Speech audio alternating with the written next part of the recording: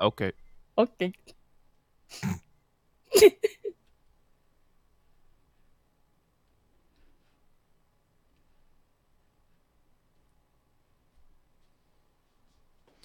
This podcast is brought to you by JList.com. Right now, JList.com has all new Nintendo Switch and PS4 games, many of which come straight from Japan. They have Fate Extella Link for the Nintendo Switch, Robotics Notes Dash for the Switch, Onimusha for the Switch, Sanadon Kagura Peach Ball for the Nintendo Switch, Girls and Panzer Dream Tank for the PS4, Clannad PS4, Hatsune Miku Project Diva Future for the PS4, and tons of other games. So if you are in the market to buy yourself some new games that come from Japan for the Switch or the PS4 particularly, you can head over to JList.com and get your gaming fix. And now it's time to start the podcast.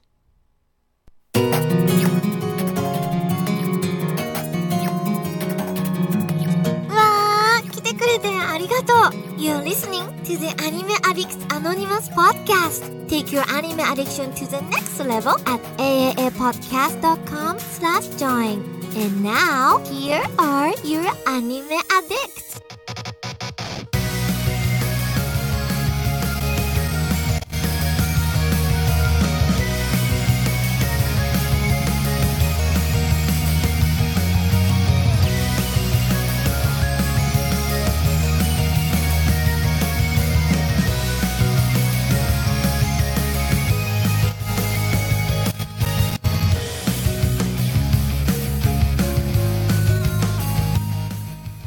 Hey everybody, and welcome to the 460th episode of the Anime Addicts Anonymous podcast, where our sole mission, Enzo, I enlist your help. What is the mission of this podcast? It's to make your anime addiction worse, my guy. Oh my! I wasn't invited. Mandy, what is the mission of this podcast? I don't even know anymore. Oh my goodness. You know what? Next time, if you guys think you can get that timing synced up, you know, like Shinja and that'll never happen. Like Shinji and Asuka. It's impossible. Nope. Welcome to the podcast. Never I am your host, Mitsuki, and I'm joined by my lovely brethren from across the United States. We have the lovely Mandy. I'm going to introduce Mandy first, Hello. so she feels good. How are you, Mandy? Oh, I'm okay. How's everybody else? I'm excited to be here. We have a lot to talk about today. And apparently, Sorry, before we started, Enzo and I were being turkeys. and apparently today I am swooshing. So we will have to see And you're if I swooshing, yes. Am I swooshing? Someone in the chat mentioned that you're having mic issues, so yeah, you're still swooshing. Oh my god. It's okay. Swoosh away, friend. We don't know Okay. what the actual term of that is. We're just like, Yeah. It's the thing that sounds like. Yeah. All right, well, if it gets really bad, have them say something, and I will go grab our spare mic and hook it up. And we also have Enzo from New York City. Yeah. What's up? What's up? I'm here, ready to do this. I really hope this mic's not broken because they are $400. yeah. All right. On that note, welcome to the podcast. You can, if you want to join the Anime Addicts and get all of our exclusive content, you can do it at AAAPodcast.com/join, where we do our hobby addicts. We do our hentai episodes as well for those of you that like the naughty, and we also Spicy do our stuff. after parties. Our after parties that will most likely soon be converted into a D&D campaign for your listening pleasure. Mm-hmm. Yes. So, but we just did a hobby addicts where we discussed Apex Legends, which apparently is like a new Fortnite. Enzo talked about that. We also talked some World of Warcraft, courtesy of Mandy, and also Rat Queens, courtesy of Mandy. And I talked about my mountain bike, which no one cares about. So It's a nice bike. It's a nice bike. it is friend. nice, It's a but nice no bike. one cares except me. But if you would like to join the Discord, you can do it at our Discord channel, which you can get to via our website along the top. It says join the Discord. You can jump on there and join the 970 or so other people that are on there chatting about all kinds of things. There's lots of talk of Battle Angel Alita going on, and some other topics that are timely at the moment. And of course, you can find us on Facebook and Twitter as well. So check us out in all these places. We have such a packed episode today that like honestly, it's kind of crazy because sometimes I go through the news and I say, there's just no news this week, and I'm struggling. I'm like trying to find things. This time it's like we could have filled 3 episodes with news. Nice. Yeah, for sure. But You asked for so much last week that they gave you a lot. So unfortunately, that means that like we're gonna have to skip a bunch of stuff because we don't have time for all that. But on this episode, we're going to be doing a topic that was suggested by Onii-Sempai from the Discord. So if you do join the Discord, you can definitely have your topic suggestions heard, and that is the return of Anime Court, where we are going to be debating topics for your pleasure. We're going to eviscerate each other and tear each other limb from limb for your entertainment. Oh no! Don't do that. I'm scared. And then we're going to be finishing our impressions from the winter 2019 season. We have 2 more anime to select for this season, and we're going to have to pick 2 from revisions. Domestic Girlfriend, Dokunin wa Hiza. Your roommate is a cat. Yeah, your roommate is a cat. Called.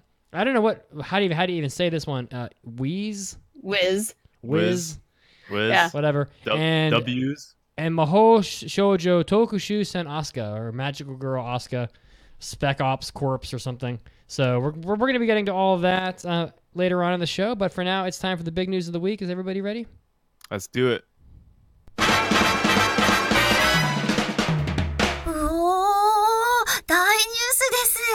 It's time for big news of the week. All right, guys. So I went and saw the Battle Angel Alita movie. Cool. I'm meaning to go do that. Actually. Yeah, I haven't watched it yet. Yeah. So I actually watched the OVA right before I went and saw the movie. So I finished watching the OVA that morning, Saturday morning, and then I went and watched the film in theaters. I watched it in IMAX 3D in the afternoon, so I was very fresh. I'd seen the OVA before, but it had been a while, so I thought I'd brush up on it, just to get my feet under me, I guess you could say. And you know what? I was pleasantly surprised by this movie. It's it definitely. I'm not going to really give a whole lot of spoilers here in this little talk. I'm going to try my best. But this movie, it feels like a $170 million movie. I mean, the CG is stunning. It's as good as I've ever seen in a movie. Yeah. Alita, they call her in the film, she looks great.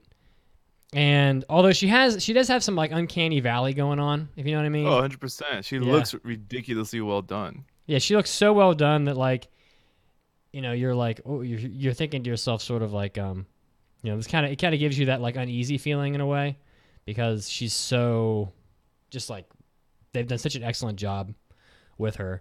And the film itself, I would say it's a James Cameron movie, right? So it has all this star power behind it.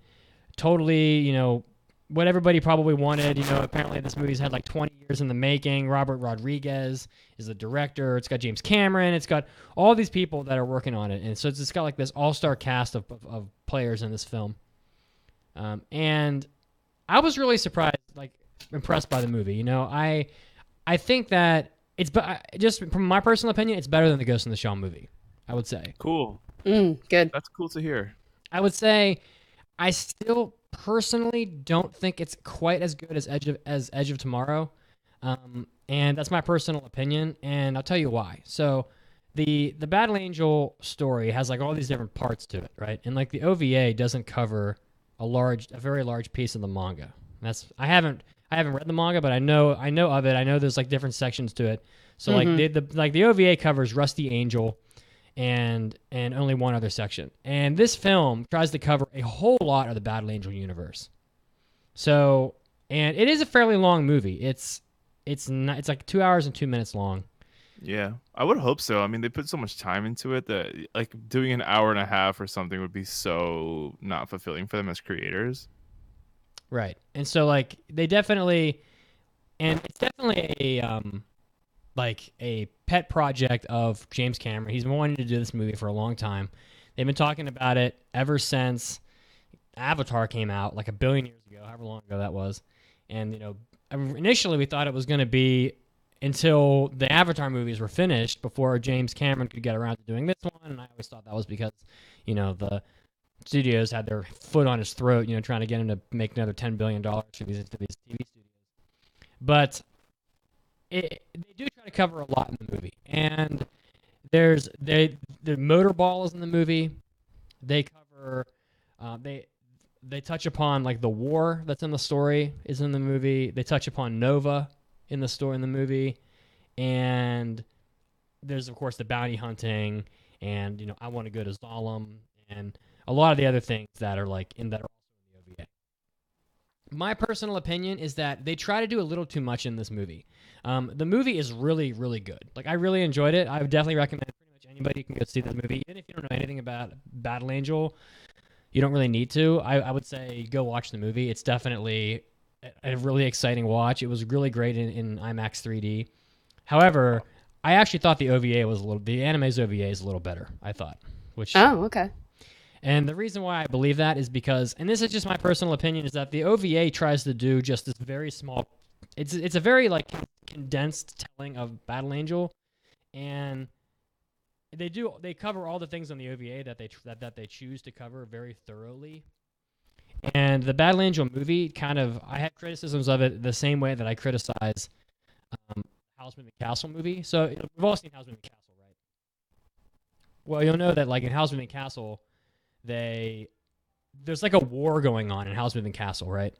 And they kind of like brush right over it. Like it's in the movie for like 5 minutes, and that's pretty much it. Well, they sort of do the same thing in this film. That like they mention, oh, there was a war, but like they don't really flesh it out. There's like they mention, oh, this guy Nova, but like I haven't read the manga, right? And after watching the movie, I don't know who the hell Nova is. Like he's in the movie, his name comes up. He's like he patches into two different cyborgs and talks through them and stuff like that. But they don't even explain who he is thoroughly enough to the point where I could say Enzo, here's who Nova is. I don't even know. Mm-hmm. So like when people who watch this movie get to the end of it, they're probably gonna think, I didn't really fully understand these various plot points in the movie. Mm-hmm. And the motorball took up a lot of the film. It was a pretty like vast portion of the movie, and I don't feel like it was really needed in the movie like at all. And I feel like they could have taken that time and had used it to flesh out the other story points. But I totally get it because it was unbelievably eye-popping to watch. Like probably the most eye-popping parts of the movie were the motorball scenes, and they put the 3D IMAX really to good use in those parts. I was gonna ask, like, how good was the 3D implementation? Because sometimes when you put a movie out in 3D, like the 3D itself is what makes it like hard and like not fun to watch. But like still, like you think they did a good job with it? There are some scenes where like an enemy will shoot some like chains at Alita, and we'll be trying to like hit her, and she'll be like spinning through them, and like the chains will kind of pop out of the screen. I'm gonna switch over to Cosmo's mic because people are still saying they can't really hear me, and I'm worried that I was trying to finish your point, but we just didn't want to call you out during it. Yeah. All right, so let's just pause for a second here. That's okay. Pausing. Welcome to the Turkey Cast. Welcome to Turkey Cast. So yeah, I really do want to watch this movie because I really enjoyed the manga, but I've never seen the OVA. Neither have I, and if I have watched it, I feel like part of me feels like I watched it before, but like it's how you watch something years ago and like you don't remember that you did. What year was it? I don't know, but it's a long time ago. Yeah. But so even when I first heard about the movie coming out, I didn't want to see it just because I tend to want to watch anything that was a remake of something. For example, like I wanted to sit through the remake of Death Note on Netflix because I want to see, right? I want to see like, one, is it a good take as an adaptation, and two, is it bad? Is it good? Is it a good idea? Like, did they execute well? So I like seeing those things. So I want to go see this one. I just haven't had the time this week because I've been playing too many video games. Same. I lost track of time this weekend. But me too. But I do want to go watch it anytime this weekend. And I've heard really good things about the movie as well. Like people that I know went to go watch it, and they told me that, with no anime, with no knowledge of the OVA at all or of the manga at all, they really had a good time with the movie. And that it was like a quite like quite well done spectacle of a movie. Mm-hmm. I've also seen that there's like this huge disconnect between the critic scores and like fans of Battle Angel. Like there's a massive disconnect there. Am I back? Yes. Yeah, I can hear you. Do I sound better? Hopefully better. Do I sound better? Yes. Yeah. So far. We don't know yet, though. Okay, because I just pulled this mic out of a closet and it hasn't been used in like 3 years. So hopefully it works. All right. Interesting. Ballsy move, friend. All right, so ballsy. I was about to bring people into the feedback from social media. Yeah, so I'm almost finished with what I was saying. So, like, gotcha. I feel like you guys, I personally feel like the things that I mentioned with the story points are why the critic score for this movie is so bad. We were just talking about that. And so, like, if you go to Rotten Tomatoes, which I know people are always like questioning about Rotten Tomatoes, the critic scores are 59%, which is not great, and the audience scores are 93, which is like an ocean apart, right? And I honestly just think that the movie tries to do too much and it just suffers for it. It doesn't tell its story well, personally. Mm-hmm. And if there's going to be another Alita movie, which I've heard some people say, like, maybe there's going to be another one, and it's the story is 100% open-ended, by the way the film finishes. That would really upset me, because I feel like if they wanted to make another film, they could have done half the plot points from the manga like thoroughly, and then jumped into the second movie and done the rest of them thoroughly. You know what I mean? You didn't need to like cover everything.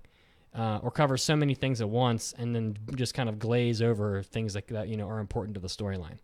So, right. But so like this movie is a super fun watch. It's doing a lot better than we thought it was going to do. By the way, yeah, may not actually be a huge loser after all. I think it really depends on like China probably, because It's done about $40 million so far.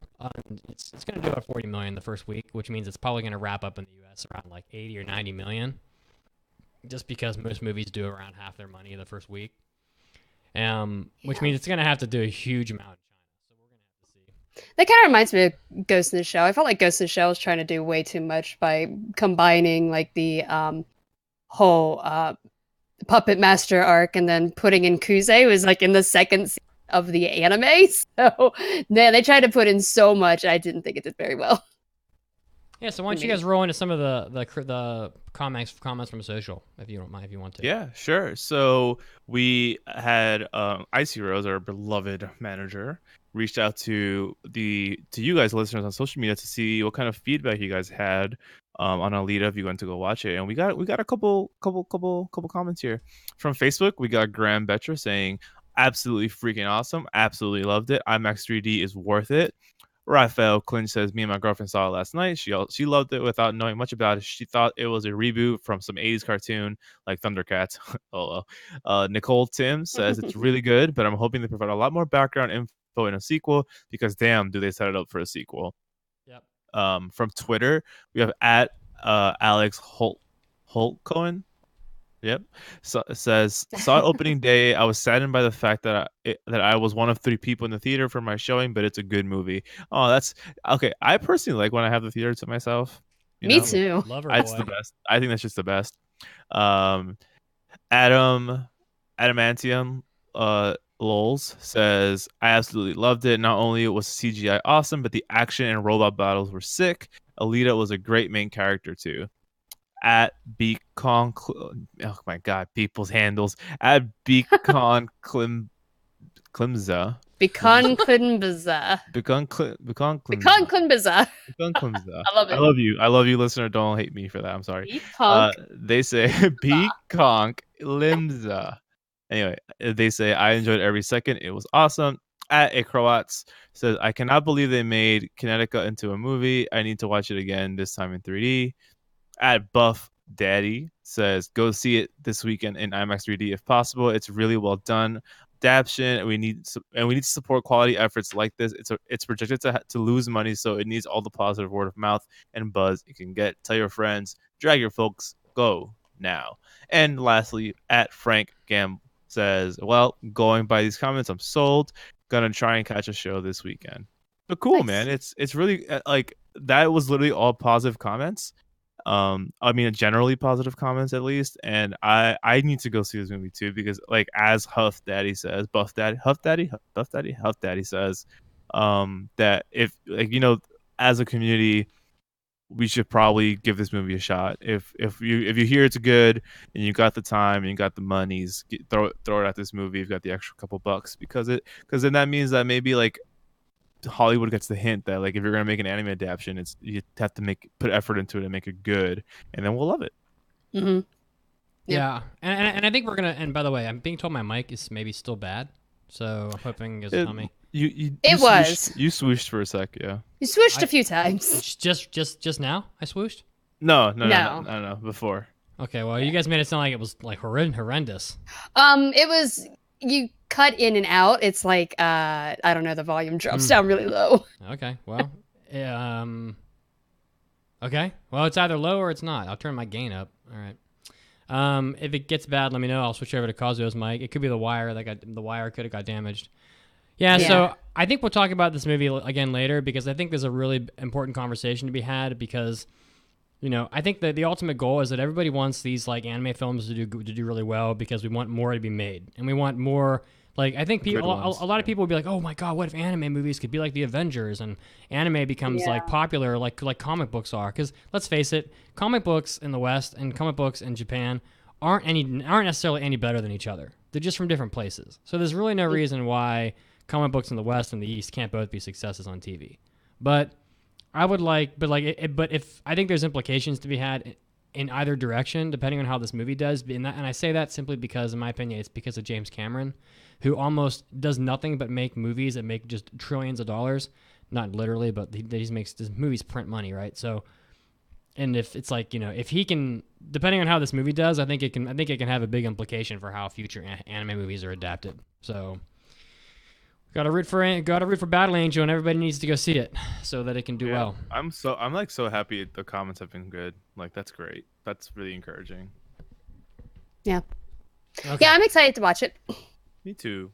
I just need the time. Apparently, I sound better now, which is not good, which means that that other mic might be damaged, which would really make me sad. You are sounding a bit better, yeah. Yeah, you definitely do sound better now. All right, so we have one more thing to do here before we kind of roll into the main topic or towards the main topic, and that is the Crunchyroll Awards. Yes. Yep, they happened. Now, I did not watch the Crunchyroll Awards. I know what the result was, so would one of you like to take the lead on sort of running it down?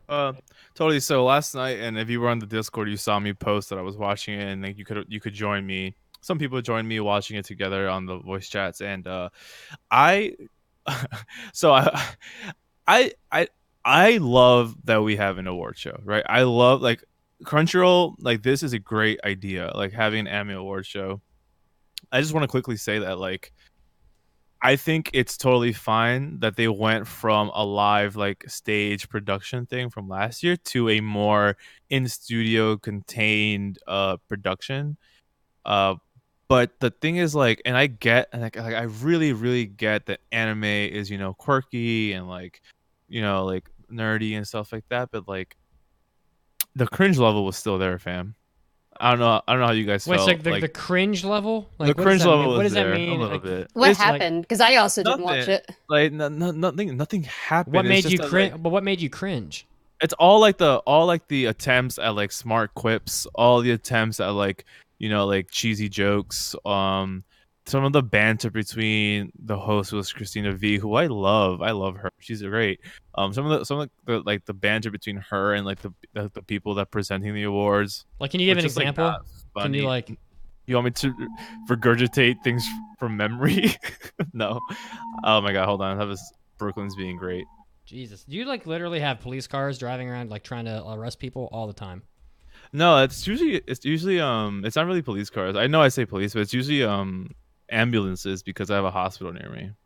Oh, great. Okay. Oh, awesome. Anyway, so but like I don't really like. So are they making like jokes like, oh, someone's waifu, like, oh, did your waifu do this, or like is it like jokes like that make you cringe, or like I don't know. I mean I really can't repeat one, but yes, kind of like that. But also like they had these segments where they were like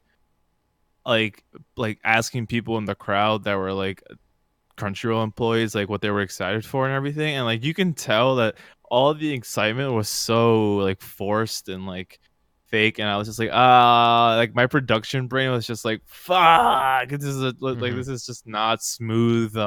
It's not smooth production. Like plants in the audience that you can tell are plants.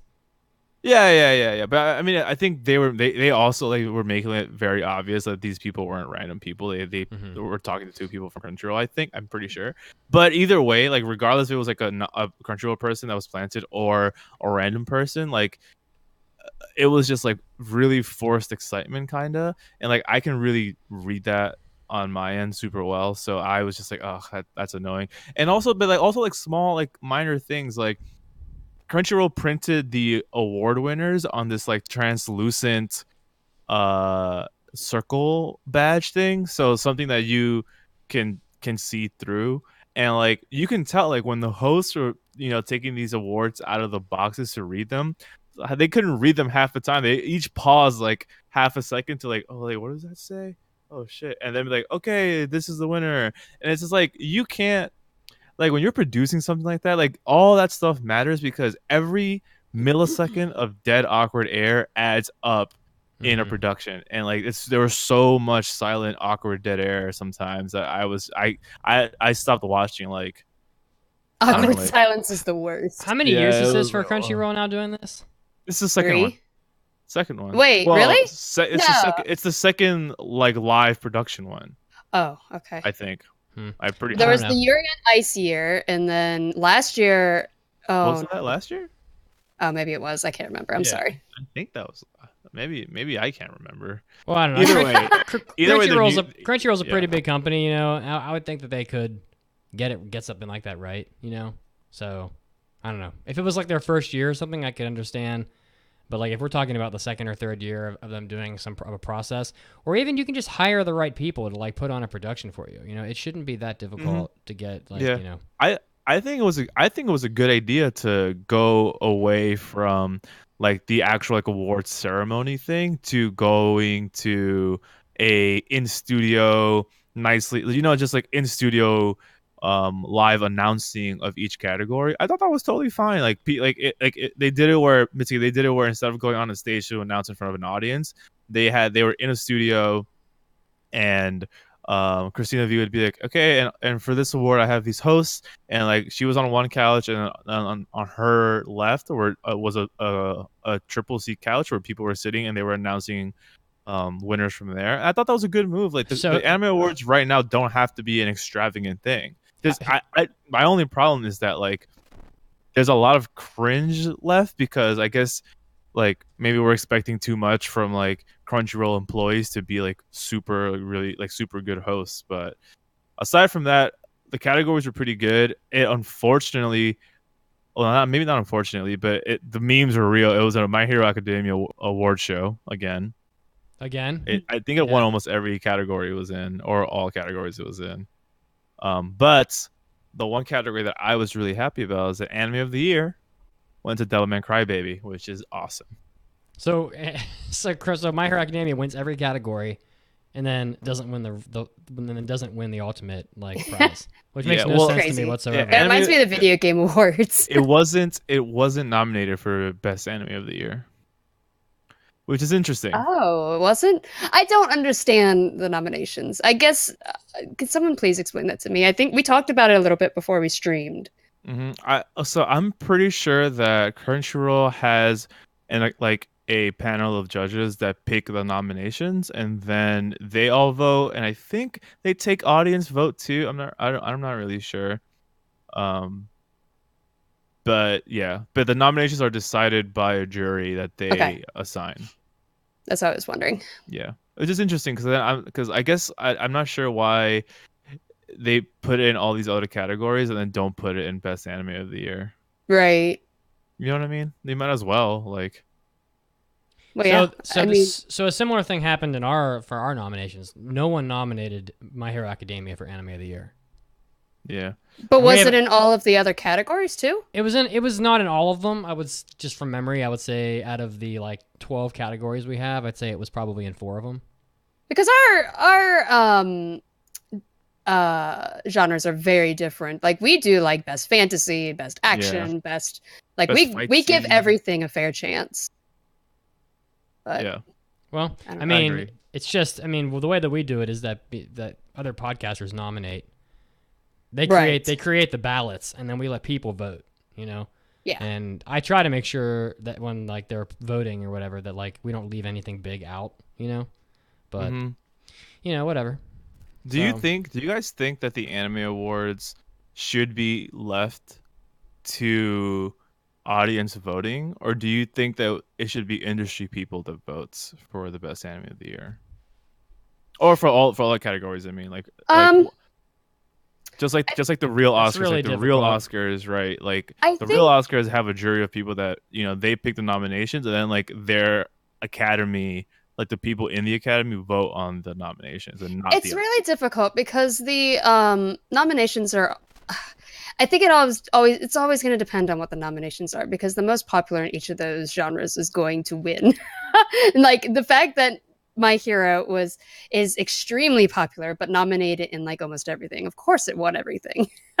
Because I mean that's the most popular one. So I don't I don't know how to get around that though.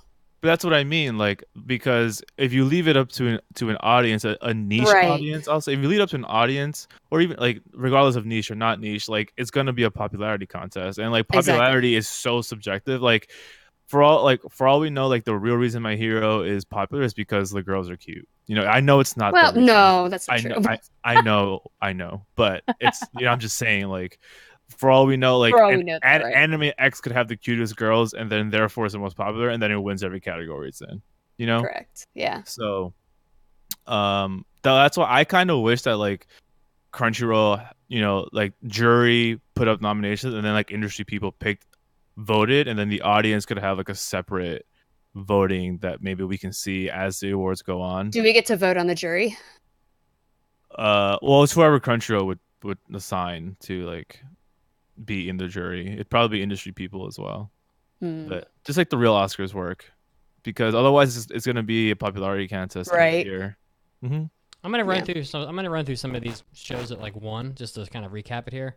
So we had best opening sequence, which went to Darling in the Franxx, which I forgot all about. Darling in the Franxx. It's like been so long since anybody talked about it. I actually don't remember what the OP was. It's like da, da, da, da, da. Oh, that helps. That's great. That was great. And so the ending sequence, the ending theme went to Attack on Titan season 3. Best Boy went to My Hero Academia season 3. Midoriya. Which honestly, to me, I cringe when I hear like this all the lingo. Like that's the thing that I don't like. Like. I know I'm just like curmudgeon or whatever, but like, that's just you. Friend. To me, I'm just like, oh, best boy. I'm like, oh, best boy. Okay. I think we have a best boy, don't we? Best girl went to Bunny-Senpai. Let's see. I was happy about my winning. Voice actor went to Zombieland Saga. Of course. It's Miyano, my guy. Yeah, and let's see. Best voice actor performance in English went to My Hero Academia season 3. Best fight scene, My Hero Academia season 3. Best protagonist went to Reincarnated as a Slime for Rimuru Tempest.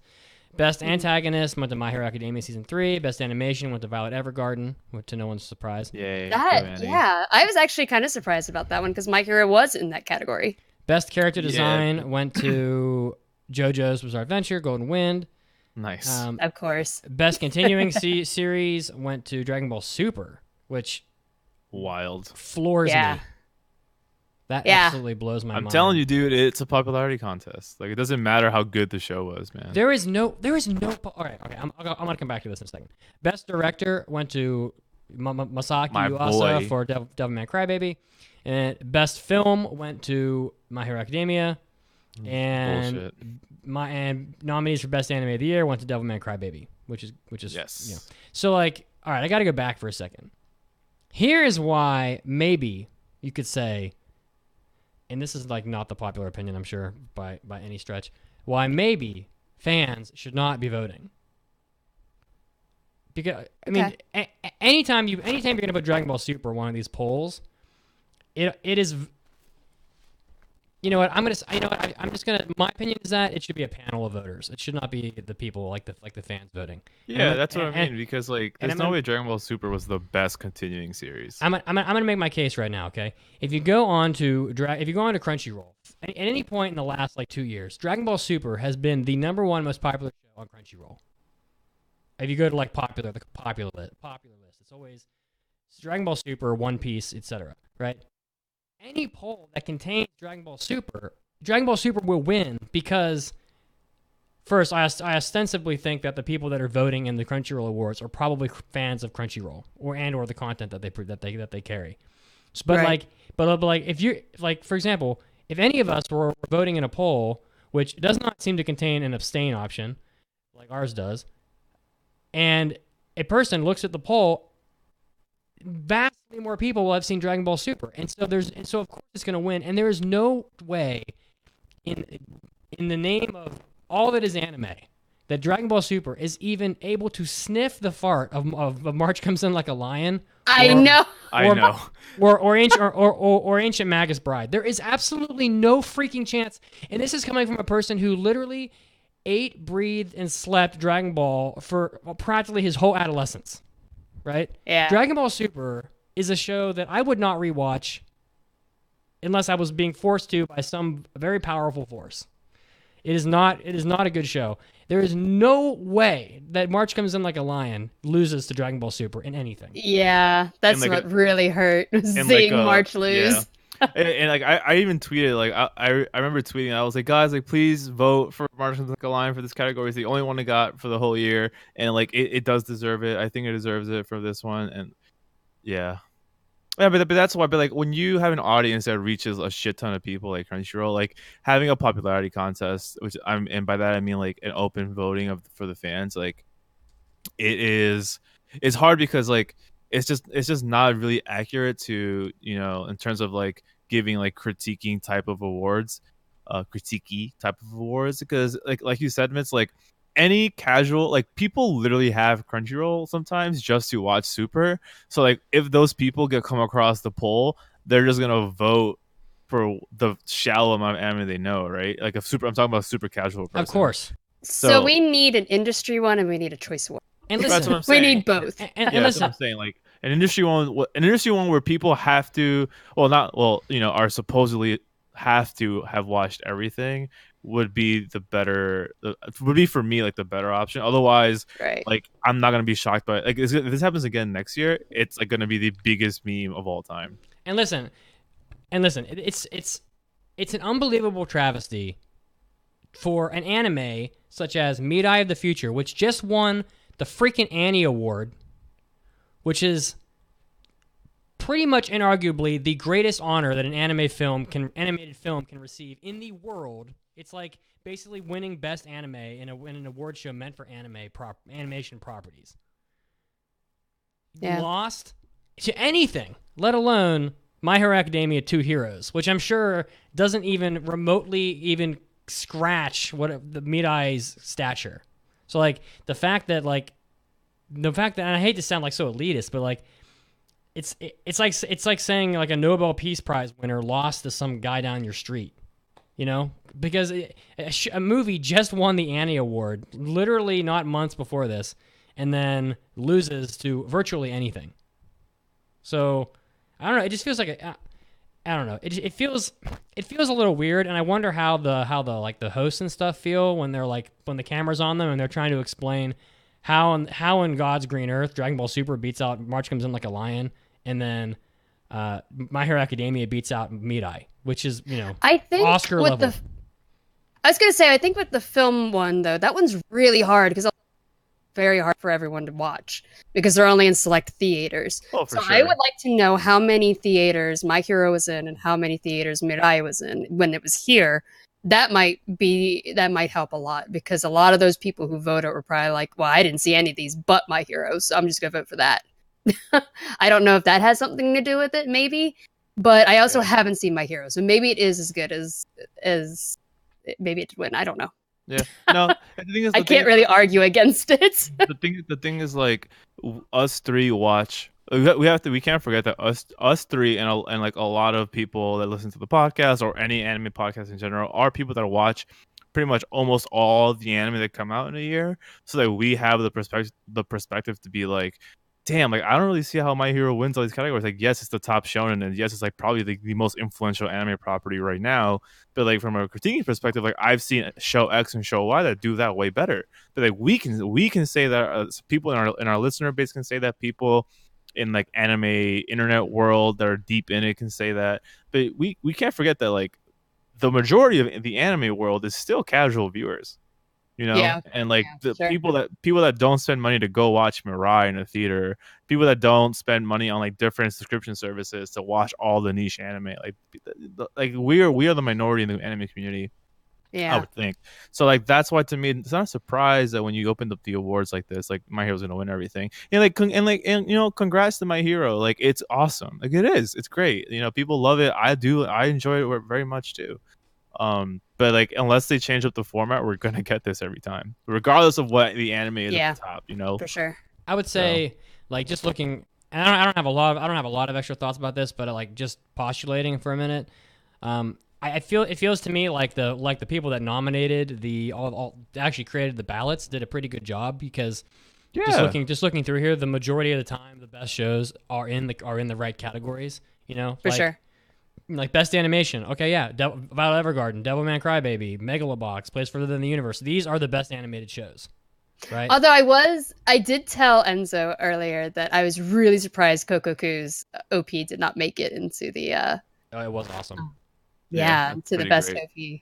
Yeah. Also, that Makia didn't make it into the best anime films. I also want to just go a step further here and maybe cast a gray light upon the whole voting here, because I find it a little conspiracy theory-esque, maybe, if you will, that My Hero Academia makes it into like well more than half of these categories. I haven't counted, but like it's in at least half the categories, and then doesn't make it into the final vote for best anime. And it smacks. That is weird. It's not. It smacks of Crunchyroll not wanting a shonen show to wash over and win absolutely everything, and so maybe they omitted it from the final vote. Does that maybe, feel like a little bit of a possibility? I mean, you can't. Well, you can't. We will never know. We will never. We know. won't. But we Yeah. won't. But you can't nominate. You can't nominate a show for every category and then magically have it not in the best anime category. That makes no I sense agree. whatsoever. I agree. It makes no sense. And they probably said, oh well, if we put My Hero Academia in the best anime of the year category, it will for sure win. And it kind of makes the award show lame if the same anime wins virtually every single award. Yeah, it's just kind of my thought. I agree, but we will never know. We will never know. The fact of the matter is, it's the Crunchyroll Awards, so like they can do what they want. I think we bitched about this last year, actually. Probably. If I'm not mistaken. I mean, that's a conspiracy theory, but it also didn't make it into the best director category. I mean, that's maybe, I don't know. Like, I don't know how an anime can be great if the directing's bad. I don't know. Anyway, Maybe it's the characters. It wasn't nominated for a lot of the character sections, like best boy, best girl, best whatever was enemy or like antagonist. I don't know. Maybe that has something to do with it. I don't know. I don't know. I'm a big question mark. I don't know. I think that they should have like it should maybe be more like the Oscars. Yeah. That's just how I feel about it, because like if Dragon Ball Super had made it into 6 categories, would Dragon Ball Super have won 6 awards? Whew. Oh, that's a good. I mean, yes. Maybe, but like I mean, it's apparently better than March Comes In Like a Lion. So please, let's just move on. No, I'm being serious. Like, I'm serious. If March Comes In Like a Lion is an astounding anime, and we all know that it is, and Dragon Ball Super is better than that, then I can probably say that it's better than 9 out of 10 of the shows from last year, which means that if it had been put in every other category, it probably would have won every other category.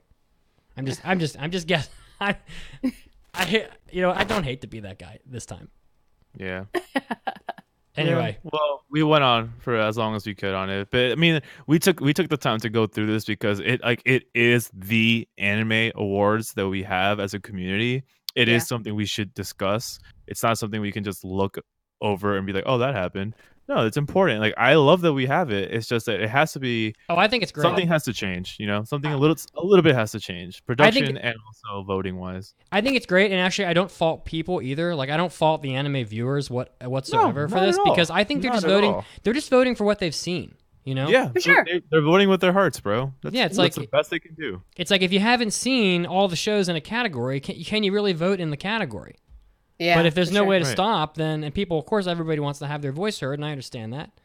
Of course, I'm going to vote for more Dragon Ball Super if I've seen it because maybe I enjoyed it and it's in there. So I don't know. That's just my thought. I don't blame. No one is to blame. For sure. Really. No. It's only criticism of the actual structure of the award show. Yeah. Anyway, so shall we move on? Yeah, Let's of do it. course. Let's do it. 皆さんおめでとうございます Join us in Enzo Senpai's Notice Me Corner! Hey, Do this it. is Enzo Senpai's Notice Me Corner, where you guys can write into me, and if I'm not here, the rest of the hosts, about something you've accomplished in recent times or in your life that you want to share with us so that we can shout you out on the show. This one comes in from the special guest, and they say, "What's good, AAA? Happy you're helping me with my What's car good?" insurance." Good joke. I wanted to thank y'all for having a wonderful podcast. I started listening about 2 years ago before your most recent trip to Japan. I would listen while I cleaned pools and got through the even then giant backlog. Oh, dude, congratulations! You got through all those episodes. What? That's like impossible. I can't believe That's that. impossible. And I'm Wow. so sorry you had to listen to our early episodes because they sound not so good. Oh. They continue by saying, "Since then, I ended up going to Japan myself and did the Shikoku pilgrimage. I've been nice. self-teaching myself Japanese on top of that, I've just finished my first semester of college after dropping out 4 years ago to become a history teacher with English second language as a minor with B's across the board. Hey, dude, B's is all you need, baby. My plan is to eventually move over to Japan to teach English through JET or through JET for." JET is like the Japanese English Yeah. teaching program. Yeah. Or try to acquire a job to work on one of the American bases stationed over there. Thank you for having a wonderful podcast, as I have found many new anime to fill my free time with over these years. Wow, dude. Well, thank you so much for listening to such an extent. Yeah. We don't expect anybody to go back and listen to a bajillion episodes. I certainly don't.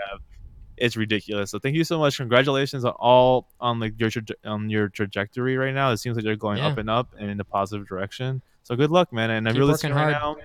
Keep working hard. We're proud of you, bro. Thank you. And you might want to try Interac as like another option to get for getting over to Japan because the JET program has been surpassed by Interac in terms of like total placements. And the JET program is it's pretty hard to get into, whereas Interac is pretty much like they compensate pretty well, like in terms of your pay, and they take a lot of people. They need a lot of people, so you may want to look into Interact because that's probably your easiest way to get it to Japan.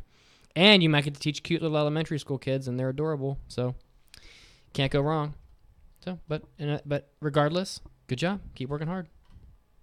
The trivia this week. It's the last round of our Ghibli foods. So, which is where I was showing a picture of foods from Ghibli, and then people have to say what movie it's from. And this week's answer was Kiki's Delivery Service. The winner for the week was Zero Ryoko 1974. So, good job there. And the winner for the month was Golden Jedi Link. So, congratulations. Well, that it is. You have won There it fantastic is. prizes, and you already have selected your prize, and I already have gotten that out to you. So thank you so much for playing, and you are lucky indeed. I don't think this is actually not the first time Golden Jedi Link has won. The theme for the next month is Mitsuki's favorites, so you get to guess my favorite animes. But they're pretty hard because they're not the ones you might think I picked. Okay. Someone take us out of here. Get us a news break. Did I lose you guys? Yeah. Yeah, your mic died. Your mic died or something. What We is didn't going hear on? you. Anyway, so an intro trivia question. Despite a childhood spent watching a mecha anime, he'd rather cook than pilot a mecha. And no, it's not Shinji. What anime is that from? And when we come back, we're going to be doing Mandy's Manga Minute and the return of Anime Court, aka the great debate topic suggested by Onii-Sempai. So stick with us, and we're going to be back after the news break.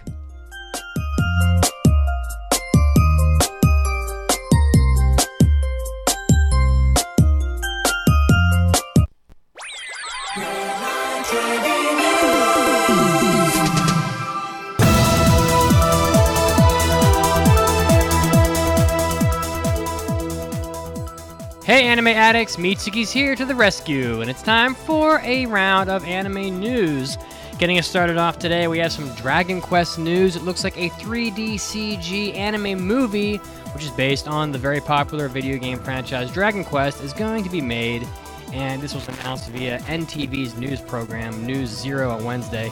The movie is going to be called Dragon Quest Your Story, and it's going to premiere in Japanese theaters on August 2nd, which is one day before my birthday. It looks like some of the staff are Takashi Yamazaki is the chief director. The director is Ryuichi Yagi, who worked on Stand By Me Doraemon, and also Makoto Hanabusa is working on the film as well as director. He also worked on Stand By Me Doraemon. The music done by Koichi Sugiyama, who has experience doing music for the Dragon Quest franchise. Of course, those of you who don't know what Dragon Quest is, I'd be surprised if there are that many of you, but it is a RPG franchise in Japan predominantly that has sold over 78 million copies since the series was created back in 1986. One of the biggest franchises in Japan, extremely famous and well loved among the Japanese people and among the people in the West, as it's had a lot of great games coming over here in the past decades or so. Next up in the news, it looks like Kobayashi Chi no Maid Dragon is going to be getting a second season. This was announced with the 8th volume of the Miss Kobayashi's Maid Dragon manga, which came out recently. The Kobayashi Maid Dragon property, of course, has already received one television adaptation, the first season, which came out in January of 2013, which, of course, is based on that manga, of which the synopsis is that Kobayashi lives alone in an apartment until one day Toru appeared and then ended up living together. Toru looks down on humans as inferior and foolish, but having been saved by Kobayashi, she does everything she can to repay the debt and help her with various things, although not everything goes according to plan. A mythical everyday life comedy about a hardworking office lady living with a dragon girl. A very well-loved anime series is getting a second anime season, so look forward to that. And of course, we had the Crunchyroll Awards recently, and in this news, it looks like the predominant winner of most awards was My Hero Academia, which won a lot of the character-based awards. Megalobox was also nominated for a lot of different categories, but it looks like it was largely shut out of pretty much every award that it was nominated for, despite getting 8 nominations. And Masaaki Yuasa, the Devilman Crybaby director, might have lost in the character categories, but he ended up winning the Best Director prize, which is a pretty big one. And of course, also, Devilman Crybaby won the biggest prize of the night, Anime of the Year. So that's a pretty big victory for Devilman Crybaby.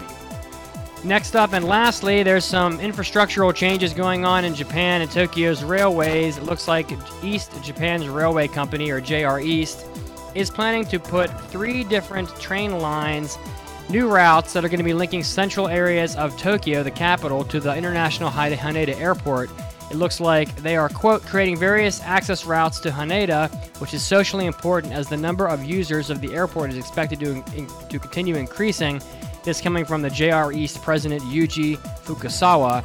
So the planned routes are going to be connecting the airport to Tokyo Station, Shinjuku Station, and Shinkiba Station, some of the largest train stations in Tokyo. This was Mitsugi, and this was your anime news break. Now, getting back to the podcast.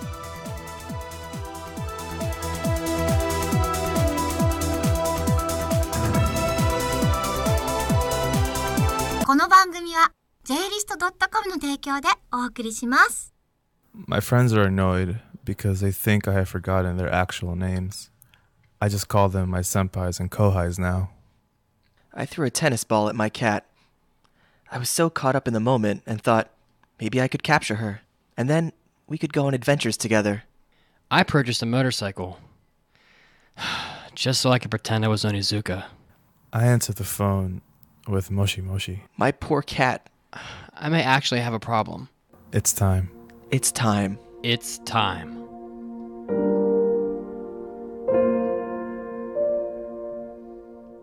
Hello, I'm Mandy from the Anime Addicts Anonymous. Do any of these symptoms sound familiar to you? Do you have 8,572 waifus? Do you struggle with having the theme song to Attack on Titan stuck in your head, even though Jaeger is the only word you know? Then you may be experiencing anime addiction. If you are experiencing anime addiction, then you should visit our website, AAAPodcast.com. At Anime Addicts Anonymous, we have dedicated ourselves to making your anime addiction worse. Worse! Yes, worse. Because the real world just plain sucks. So many resources await you. For just $5 a month, you will have unlimited access to our Hobby Addicts episodes. You will also have access to our hentai episodes, where you can watch a hentai along with us and hear our commentary. Give our after party episodes a listen, where you can hear us struggle to talk about our boring lives outside of anime. That $5 will go to helping us spread anime addiction throughout the world. Yes, it is time for you to make your anime addiction worse.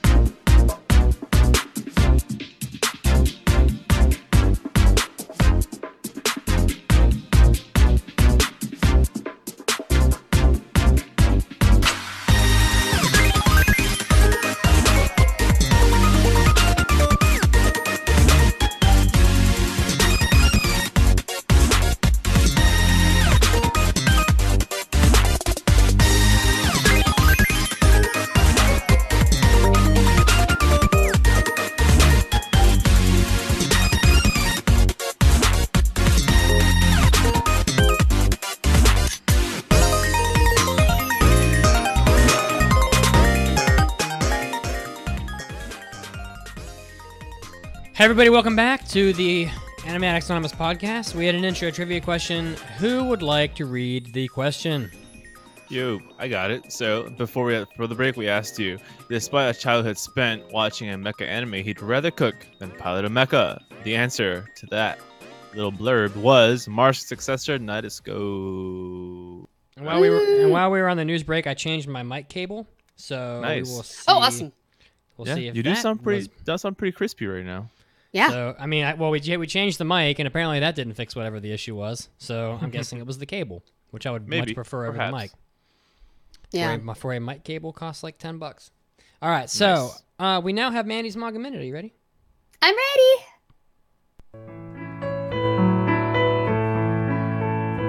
And now, let's take a minute for the Manga Minute with Mandy. This is Mandy's Manga Minute, where I take a minute to tell you about a manga we find something new to read. It would have been so appropriate, too, with the manga that I was getting attacked by a cat, but she ran away. But, so this week, I will be talking about Yankees. Yankees. Protecting your turf. Keeping other guys from pawing at your girl. Showing everyone who's boss. It's all in day's work when you're a street thug, street cat. So I got so many messages about this one. I had so many people messaging me on Discord and on Twitter about this manga, so I had to read it. Yankees. That title's Yankees hilarious. is a comedy manga by Atsushi Okada. And it is still publishing, but we currently only have one volume available in English, which is being published by Yen Press. And yeah, I chose to do this because I had so many people messaging me this, and I had to read it. I only read the first volume, and I can say it is extremely silly. Yankees is about stray cats, but sometimes depicts them as Yakuza members. So they are actually cats, and everyone else sees them as cats, but the manga sometimes just draws them as gangsters. And they get into wars over territory, mates, and food. And the comedy completely depends on whether or not you find the gimmick to be funny. When they're drawn as gangsters, like in their human form will have like some of the physical traits as the cat that they are. There's an orange tabby who has a striped coat on when he's in his human form. He has a giant pompadour. And sometimes they'll show the cats in like their gangster forms doing cat things, like sitting in a box. It's so silly. It's so ridiculous. So ridiculous, yeah. So yeah, I had a few people messaging me about it, so I had to check it out. And I don't know if I'm going to plan on collecting more. I don't regret reading the first volume because it was so silly. But if you really love cats or you just want a ridiculous comedy, you can check it out. But I really don't know who I would suggest it to, like specifically, or what I could possibly compare it to. But yeah, that's Yankees. It's Nyankees. So the reason why for people who don't know, the reason why the title is funny is because nyan is like nyan is an onomatopoeia for a cat meowing, right? Mm-hmm. A lot of people know that. Yankee is a Japanese slang term for a gang member, like Onizuka or any of these like Bosozoku like biker gang guys that you see, or like if you've seen Slam Dunk or any of those types of anime, like fighting in alleys and things like that. Those are called Yankees. So the Yankees is hilarious. Oh, there she is. Yeah. Oh. She came back. You want to talk about Yankees? That it is. All right, so we have a main topic today. We are going to be doing Return of the Anime Courtroom. Oh, that was loud. Oh my god. Where we are going to be debating different topics. Oh, that one came out. Oh, shoot. That was a double. Holy crap. So, Onii-Sempai suggested we bring this back on the Discord. In a previous episode around 8 months ago, you guys did an anime court where you decided to debate hot topics that you all had disagreements about. I believe at the time the most heated topic was, quote, is Ancient Magus Bride a slice of life? You are not wrong. This is to my recollection. I thought it might be cool if you guys were to do a similar thing, but with listeners, or maybe just a resurgence of the same topic because you guys weren't able to get to many different topics with how long each question took. So people from social media, including the Discord and elsewhere, have proposed, I don't even know how many, like it seems like there were 100 different suggestions. We got a lot. But we compiled them and sort of picked through this enormous pile of suggestions, which consisted of ridiculous things such as who has the best gallbladder, which I have no I don't idea understand that. what that's supposed to mean. I don't understand that either. Having us debate about which anime podcast host is better, which is probably inappropriate. Well, that's very easy, actually. Or you think it's you? Huh? We all vote for Kazuo because he's not Yeah, here. we all vote for Kazuo with this. Oh yeah, Kazuo's the best. Okay. Happy birthday, Let's Kazuo. settle- You win There we this one. go. Happy birthday. Oh. Happy birthday. We miss you. He's never going to listen to this. No. It must be my Never. birthday. Kazuo will listen to this podcast? No way. No, he wouldn't. Okay, so but we do have some in here that are good, like actually debated, like things we can actually debate on, like who has the best gallbladder, which who the hell does that mean? So we're gonna go through here, and we haven't really marked who is going to be debating. So I guess we're just gonna maybe we'll figure it out as we go. This is very unorganized, I have to admit. Yeah. So Dr. Arby from the Discord, right, is the first one. He writes, which to consume first for a new anime if based on a manga? Read the manga first or watch the anime first? Personally, I can argue in favor of watching the anime first. I can argue for the manga, but I just want to put out there I'm real bad at arguing. I'm gonna be real bad at this, guys. Well, I want you to know that I am the one holding the gavel, so Oh, okay. I have the power. I mean, yeah, I'll take anime. Okay, you guys want to throw down? Go ahead. You guys are just two-teaming.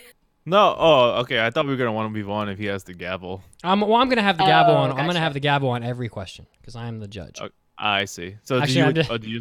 I'm just kidding. You just wanna I'm take not Mandy actually the first? judge. I think we'll probably let maybe a combination of us and then the people watching live can decide who wins the debate topic. So go ahead. Why don't you guys do the first one and I'll sit here and listen. Okay, Mandy, would you like to go first, or can I go first? You go first because look, guys, I'm real bad at arguing. I'm that's always fine. like, "Oh, that's a really good point." I agree. We don't have to argue. You just state your case. Okay. You know what I'm saying? Go for it. Poor So the Mandy. reason, like the, well, I mean, if you like to argue, I'm down to argue as well. So Nah, you go for it. yeah, okay. We'll be So- Right. So when it comes to experiencing a story, I really think that it like regardless if it's based on something or not, if you're trying to decide whether or not to watch an anime that's come out that's based on something, I would say you should just watch the anime first, because if you're gonna watch the anime anyway, I think that experiencing the story for the first time is more impactful. Because if you read the manga, you might go back to the anime and not work out in your favor. So I think there's a better chance that you experience the story for the first time through the anime, and then have that be what you like if you're gonna watch the anime anyway. How do you respond? Oh, is that it? That's Oh, my okay. first. That's my first initial comment there. Okay. I'm not going to be good at role playing. I know last time we role played, I can't do that. Order! See, I knew it. Yeah, I think it's better to experience the story in its original form, its original creation, how the creator intended for it to be consumed. So, seeing a manga in its original form, and then when we see the anime, you already know so much of the story. It gives more background to the lore, and you can be a better judge of whether or not the anime was actually any good or a good adaptation, because anime can only enhance the manga. It can bring scenes that were in the manga that you fell in love with to life, and you can see the action behind them. But I think the manga is capable of delivering maybe more lore and more information to you than the anime is able to. And also, anime is so rarely ever gets, unless you're shonen, rarely ever gets more than 2 seasons. So a lot of times, anime leaves off at a part that is so awkward, and you're like, okay, I didn't get to see my 2 love interests hook up. But in the manga, they do. In the manga, they do. In the manga, they do. And maybe they have says. You never know. You won't know. You're going to bring sis into this? Okay. All right, I'm going to bring out the big I brought says into it. I'd play dirty. I love how in Mandy's argument, she kind of offers a point that supports Enzo, which was, I think, the anime rarely drags down the manga. I think you said, did I pick that up correctly? Yes. I would say that happens a lot. Yeah. Like, think about, like, Junji Ito, like, for example. Recently. Yeah. Mm-hmm. Well, but I want you to finish first before you say anything else. Do you rest? What am I arguing for? Does the defense rest? I defense rests. How defense rests? I rest on my butts. How does the prosecution respond? Well, yeah. So I was going to point that out too, where like there are definitely cases where where yes. Oh, god damn it! I just turkeyed myself. Order! Turkey. Yeah. How dare you make a mockery of my courtroom? Court's full of turkeys. So here's the thing. I'll hold you in contempt. Okay. So the thing is, like, when I'm reading this question, it sounds like the intent is to watch the anime. Yeah, maybe I didn't understand it. But the intent is to watch the anime, but they want to know, should I read the manga first or just watch the anime first? So I personally, if it's an anime that's already out, I'm assuming, right? Like, it's an anime that's out, you're deciding, should I watch this? Or coming out, and you're like, should I watch this or read the manga first? Like, I will say, like, I do think Mandy has ground when she says that you can read the manga, get the full backstory, and then, have that in your mind as you're watching. And there's definitely pleasure in seeing a scene from a manga that you see on the screen for the first time, you being like, oh, wow, that's really cool. However, the inverse of that is that you also can experience something going like, oh, wow, that was better in the manga, damn. And and when you could have not read the manga, just experienced the anime for the first time and been like, wow, that was awesome. If you're going to watch the anime anyway, I don't see why you would want to just experience it for the first time as an anime. And if the anime fails you, you will always have the manga to go back to and enjoy, that way. But if you're going to watch the anime anyway, if it's deciding how to watch the anime, manga first, anime first, I would say watch the anime first, let yourself enjoy it or be disappointed by it, and then go back to reading the manga if you need to. This is the weirdest argument, because I think we're saying the exact same thing. We're like, you know what? Watch whatever you want, read whatever you want. Well, okay. That's the end of me. Does the prosecution I would rest? also like to can I add on also that sometimes anime adaptations... You must ask the court. Court, Mr. Sir, can I continue? May I respond? Yes, please. Sustained. Okay, thank you. I also would add on that, sometimes, like we both agreed on, is that the anime does not do a very well adaptation of a manga.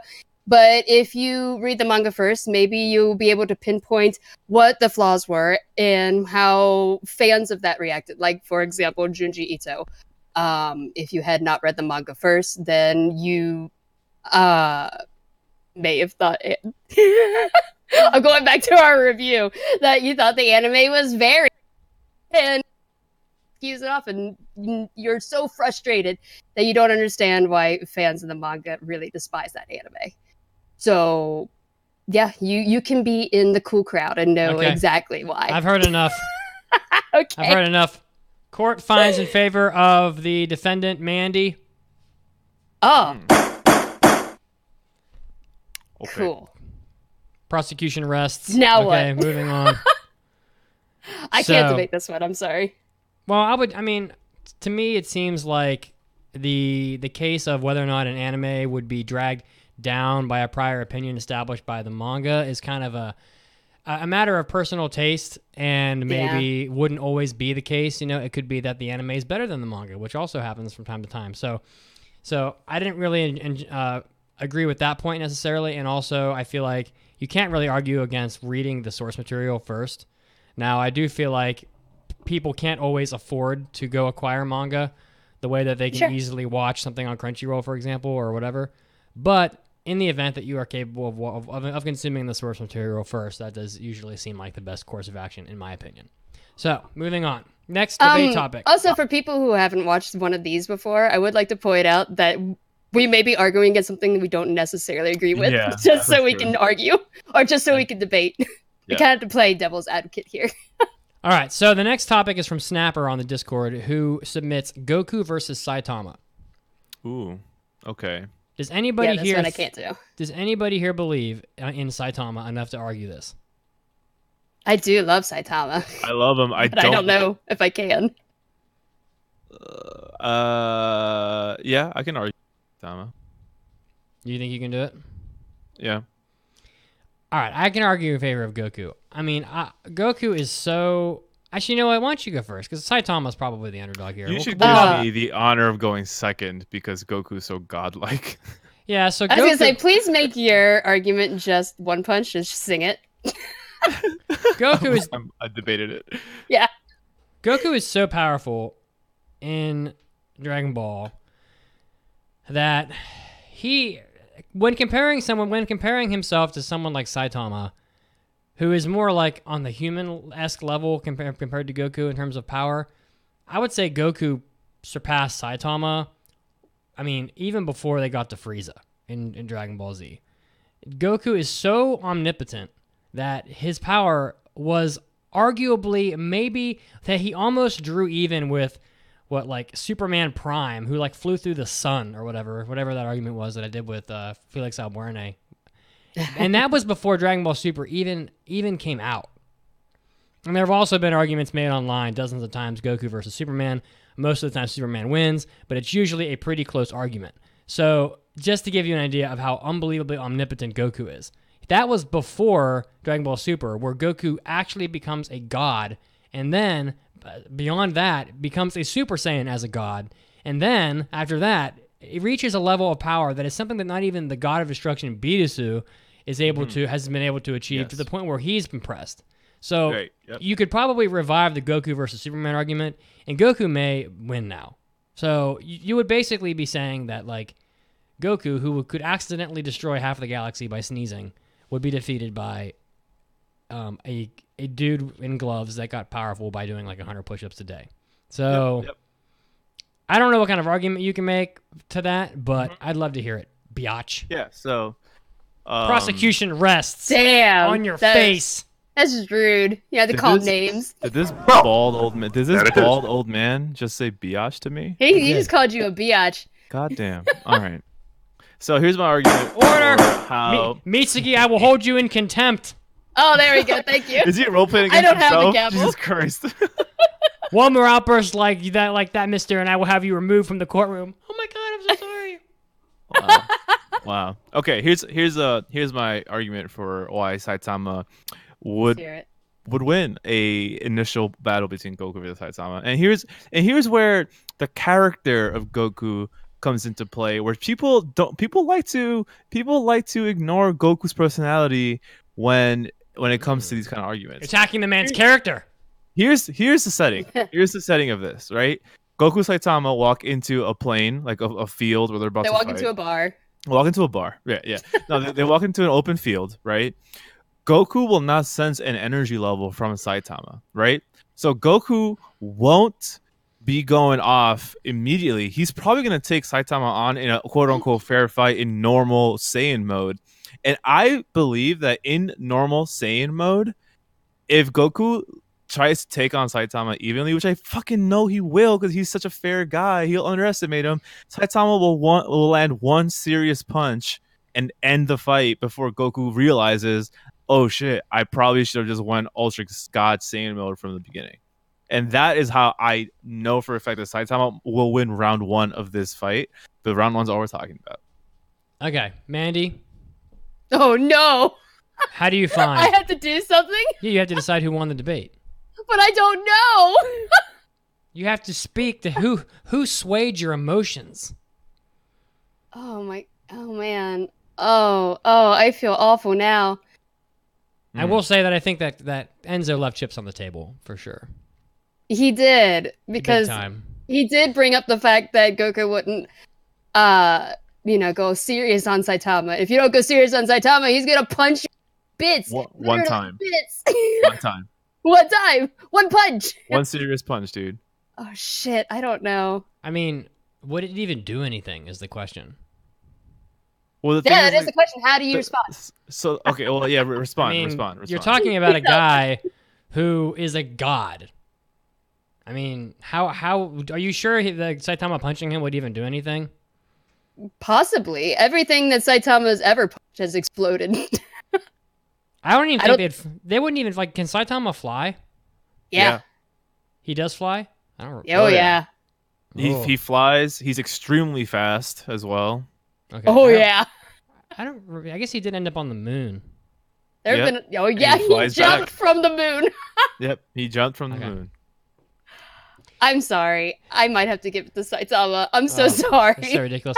So I mean, Here's the thing. Enzo didn't even. Sorry, I don't know. Enzo didn't even make a good argument. So like, He I don't- didn't. I think I made a great argument because I you're thought because Saitama's you're one punch though. because you're saying that Goku is god level, but the asterisk there is that he has to power up to god level, and that initial powering up he won't do in the initial fight with Saitama. I mean, he won't.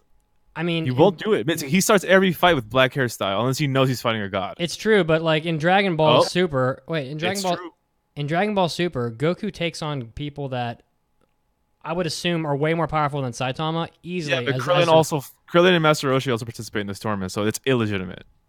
I mean, Krillin actually does not participate in the tournament, so I'm But not sure. Roshi does. I'm not sure you actually watched Dragon Ball Super. Well, that's irrelevant to the case. So like what I would have said is that One Punch Man is a deconstruction of its genre, and that no matter what, Saitama always wins the fight in one punch. Is basically what I would have said. So, which is kind of kitschy and lame in a way because it's not even really like. I mean, I don't know. Okay, all right. Enzo wins. All right, next debate topic. It's a hard argument. I wasn't expecting to win. Well, it's hard to argue. Like you have to come up with a cheesy argument for Saitama because Literally anything Saitama ever punches always blows up. Anything. I don't know. That's I would have hard. said so, Miss, because I'm more on Goku's side than Saitama's. But what you could have said is that the last boss that Saitama fights does take several punches from Saitama and doesn't blow up. Well, no, he had the Carl- armor, and then the armor exploded, and then he died. Carl watching I live see. is losing his yeah, shit. I guess I never technically thought about the armor. I thought the armor was a part of the dude's body, but I guess if that's the rule, then okay. If you could bring up an argument saying that Goku could never get hit by Saitama, because Saitama would have to hit him. Anyway, all right. Carl is losing his shit in live, and he says that Saitama never fought a god. He only fights regular people. He fought an Oni level opponent, Yeah, the Oni alien level, guy which at is the a end. demon. So got on the opposite end of the scale. I mean, Goku fought a demon in like episode 8 of Dragon Ball Z when he fell off Snake Way. So, okay, moving on. Are My Anime List scores relevant by Onii-Sempai is the next debate topic. This is a really good one. It is a good one. Does anybody have a particularly strong passion for this one? My gut, heart, and brain are all saying no. Yeah, same. All right, I think that they are relevant. Oh, okay. I could go again. I love debating, so I could go again. I don't know Alright. if I'm passionate about this one to argue about it. I So- don't know. I hate scores in general. You do. Mandy does. Yeah, that's pretty consistent. Mandy does not like scoring anything. Yeah. All right, so I think that like the argument for my anime list is very much the scores on my anime list very much are a facet of like statistics, right? So Right. getting very nerdy for a second. Oh, joy. There's gonna be like, it's true that most of the scores on my anime list all fall between like a 6.5 and an 8.5. Like that's the vast majority of them, right? But if you were to take like a bell curve of the score Yo, can distribution, I interrupt you for a second? Mhm. Yeah. Just people think we're disrespecting Toriyama in the YouTube chat. Like how we're could we really possibly not. disrespect Toriyama? We're all literally huge. Like, well, I don't know, Mandy not really because she hasn't really watched Dragon Ball Z. But we all grew up with Dragon Ball Z aside from Mandy, and we love the property and the IP. It I is don't- our opinion that Super is not that great. So therefore, we have to be honest and say that. Like, I don't even- you can't force me to like Super. I don't even know why you're addressing that. We're obviously not disrespecting Toriyama. So Yeah, I know we're not. So okay, so Oh, it's the big guy to tell him no. That we're not. yeah, Toriyama is gonna get voted into like the Animation Hall of Fame. Yeah, by me. if not already, no, like officially, and he 100% Yeah, I know. deserves it. So, all right, so there's like a distribution of votes on my anime list, and there is some average score amount. Like let's just call it 7 point. Let's call it 7, right? It's true that most of the scores on there follow some like some distribution that flows between something like 6 and 8, right? But even though like that seems very weird that most anime would sort of fall in the same general range, there's still going to be a standard deviation of scores on the site whereby you could say that like, you know, for example, 5% of the shows, I guess it'd be more like 2.5% of the shows would be like two standard deviations above the mean, or like this score and above. 2.5% of the shows are this score and below. And so even within like a really crunched in like score range on my anime list, there's still going to be a range in which you find that like a show is generally or not a good show, right? Mm-hmm. And then of course there's like outliers. There's always going to be like really bottom feeders that are in like, you know, the bottom 0.1%, like pupa. Right. They get like a 4 or whatever. But Oh, I mean, man. so my argument basically is that even inside of the universe of my anime list, the scores are still going to be a decent indication of whether or not an anime is good or not. And the difference between a 7.1 and a 7.4 might look small to your eyeball, but in reality, that could be like pretty far apart on like the distribution of scores. So like that might be a pretty big difference. So I'm just going to throw math at it. Okay. So per math purposes, you think they have relevancy? Yeah, I think so.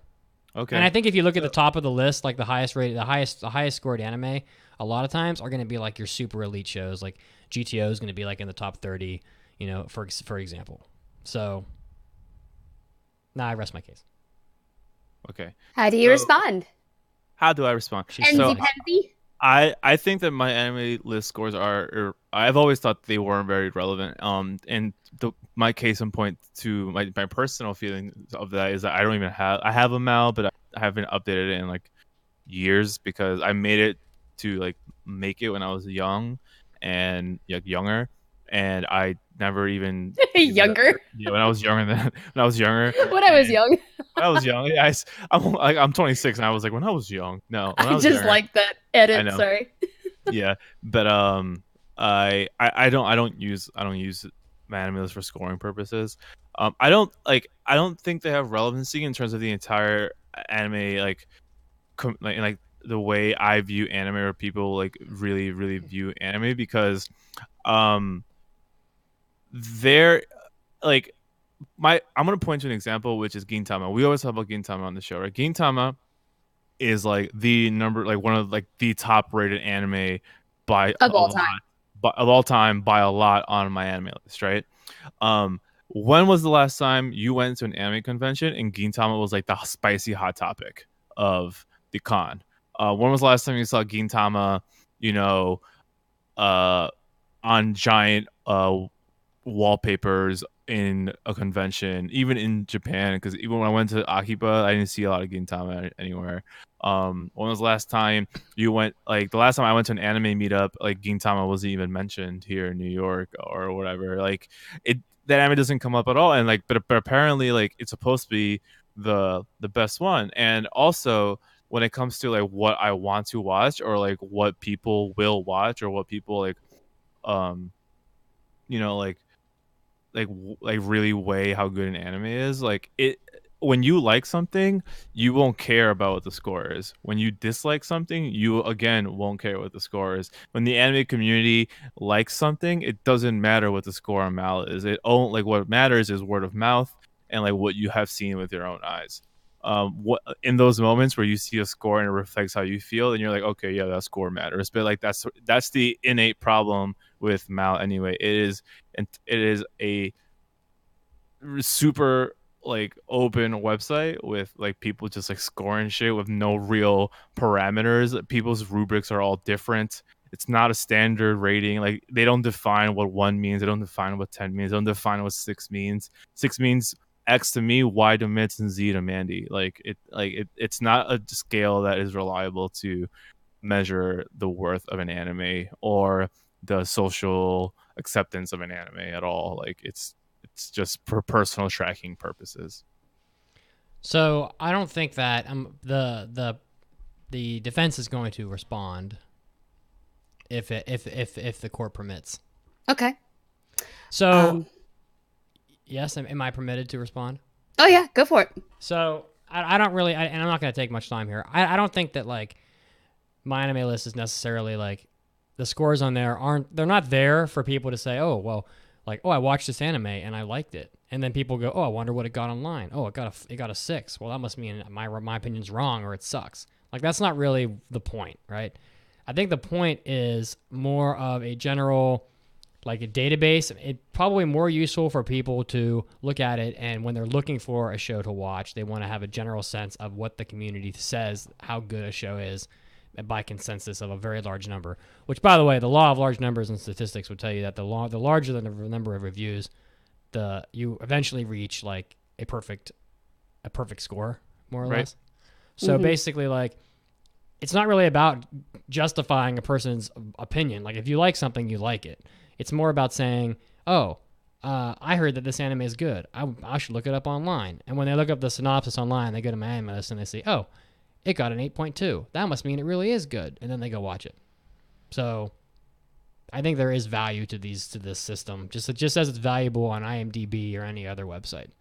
It shouldn't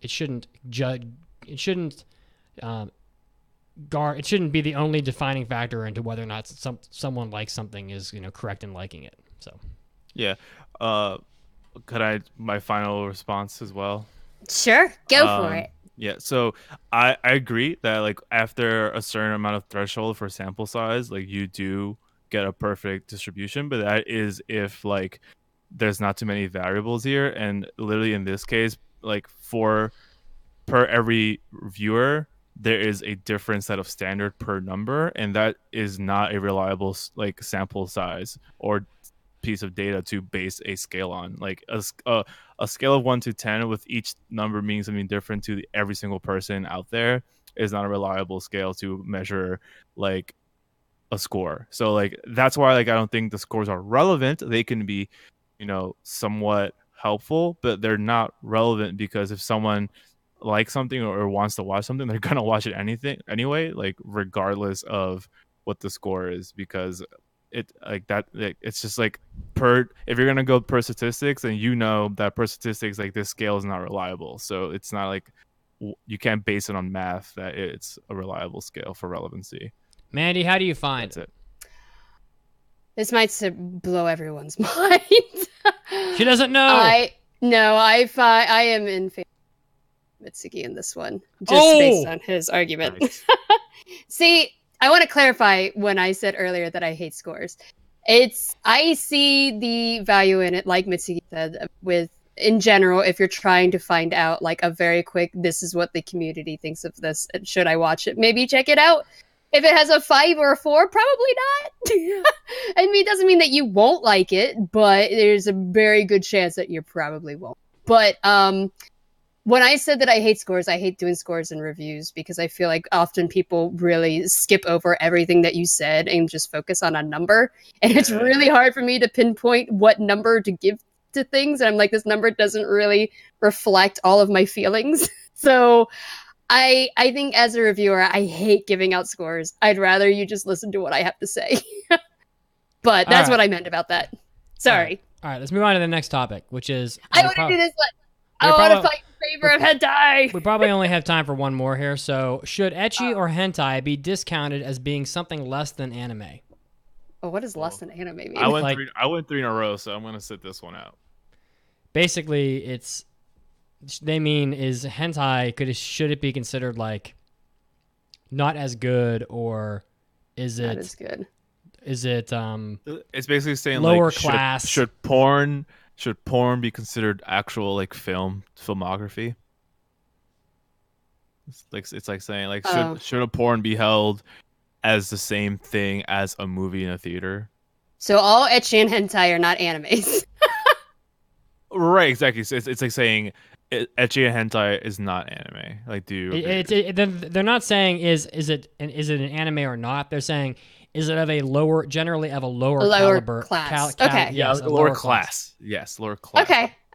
I want to fight in favor of ecchi and hentai. Go. Oh, me? Make I have it to go make first. it and No, make you it go good. first. You go first, please. You were so gung ho about this. I am, but I want you to go first. In this society we live in this society that we live in, Mandy, in this world of Violet Evergardens, Violet Evergardens. Let it be, Mitsuki. Mandy, lest today not to your knowledge your soul shall be judged. Oh shit. Okay, let's hear it. For in this world of filth and pestilence, Oh my god. Okay. you shall reveal unto us that your He's got inner the heart hat. is that of a sinner. I am. For you to put Boku no Pico as your sole sovereign, your saint, your light, your hope for the future, in the same category as the splendor, the beautiful splendor and artistry of the anime that we love. You sicken me. I can't look at you. I am angry. Oh god. On this day, you shall burn in hell. Perfect. I have judged you as the Pope of the Church of Mitsuki, and I find you in the most vilest form of guilt. I can't even look at you this day, and so I shall cancel out your image on the live feed. You are gone. No, don't You have give been me erased. You are no more. I am no-faced. Man, The can you church, the court, nay, the church rests on your grave. The you can go, Mandy. I think it'd be funny if you replaced my picture with just boobs. Please. I don't know how I could possibly do that, but I'll try. Look, You got it. Edgy Hensai, boobs, that's all I gotta say. Boobs are wonderful. They're wonderful things. Think about it. How often are people angry when boobs are around? Think about it. They could bring world peace. They could potentially cure world hunger. That's a pretty dark one. That's a dark thought right there. Is it? Yeah. Okay. Well, look, I think that we should celebrate the boobs, and we should. It's not lesser anime because boobs are wonderful and they're great. And think about all the prison schools that we could possibly have. And all of the Monster Musumes. And I'm telling you right now, if you agree with him, then you're against boobs. And that is wrong. You so say it, and so it has been done. You have been replaced with boobs on the live feed. You are now boobs to us. On the overlay, I am now boobs. It's fantastic.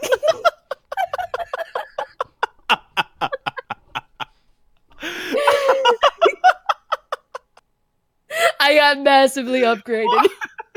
Man, these boobs just At least I gave you a nice pair of boobs. Yeah. Holy shit. So, how does Oh. Enzo? How do you find? Fucking boobs, man. Thank you. Boobs. This won, is dude. an outrage. He replaced me with boobs too. So the court has, so it has been deemed in the court of men, and so you shall have your face returned to you, although you shall maybe in your dreams wish to be boobs. I mean, I have boobs, You have and been I restored. can vouch for them. You have been restored to your prior glory. Yay! Yeah, listeners, if you guys think this boob stuff is ridiculous and funny, like y'all should just check out a hentai episode because it's just this. It's great.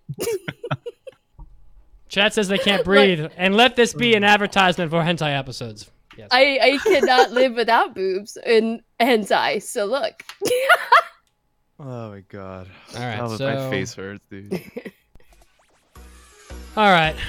So we have a lot more here, but we just don't have time. So we were going to argue our CGI anime like Knights of Sidonia, the future of anime.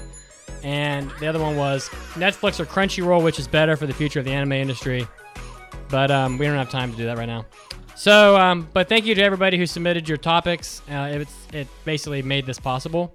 So we appreciate it. Who wants to do the in-show trivia question before we go to the news break? I can do it. Our question, wow, it's a really short one. Our question before the break is how many films has Satoshi Kon directed? And we will answer it after the break. So stick around. See you soon. Bye-bye.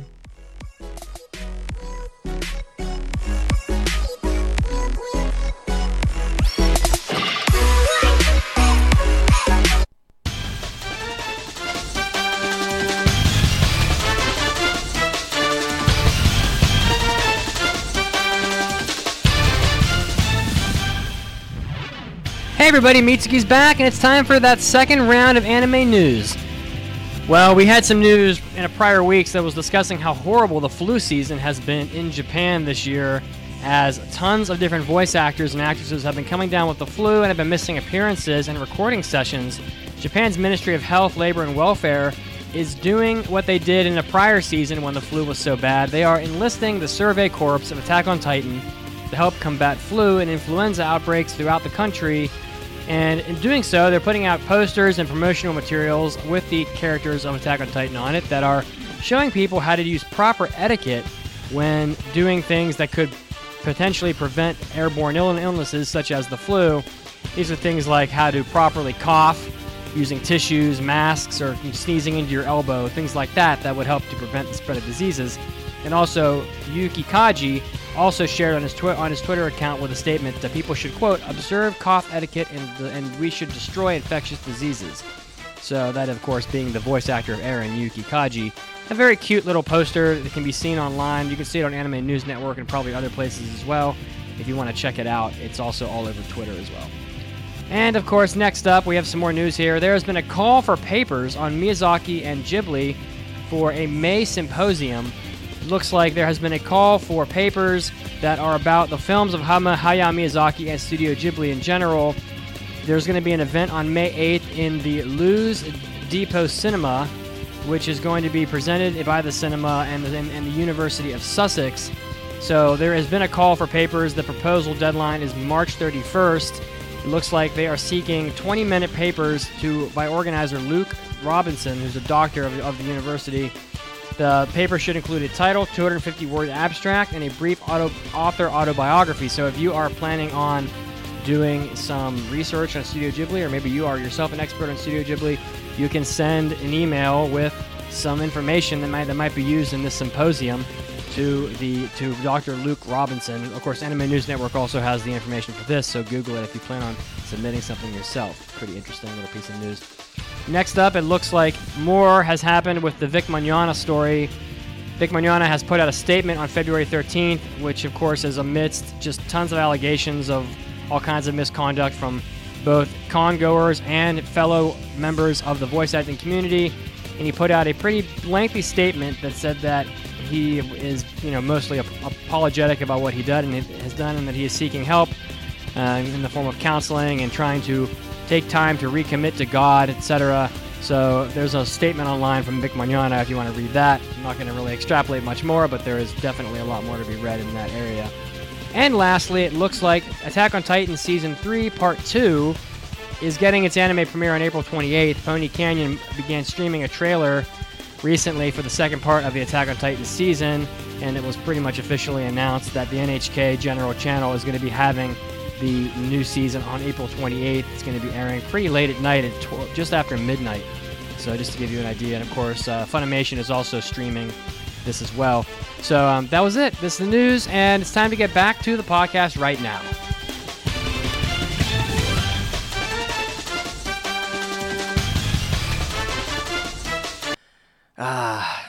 After a tough day at work, I just want to veg out on the internet. I wonder what kind of weird hentai goods JList.com has on sale. Kazuo, what are you looking at? Oh, well, this is embarrassing. It was JList.com. What was that? Go back to it. Oh, that was an anime boob mouse pad. Really? Has it come to that, Kazuo? Hell no, man. I'm keeping it real. But JList keeps it real, too. Real perverted. They've got hyper-realistic boob mouse pads, sexy pillows, naughty calendars and anime figures, and an array of Tenga products. Did somebody say Tenga? Good God. Where'd you come from? That's right, my bald, mid-30-something anime grumpy pants man. Damn, I love Tenga. Has it come to that, Mitz? Hell no, Enzo. I just love to feel the embrace of a Tenga egg when I stretch it over... Whoa. Okay, now. Over my bald head. I think that's even weirder. Head over to JList.com and get yourself set up with some of the finest Japanese adult products. You know me? Of course!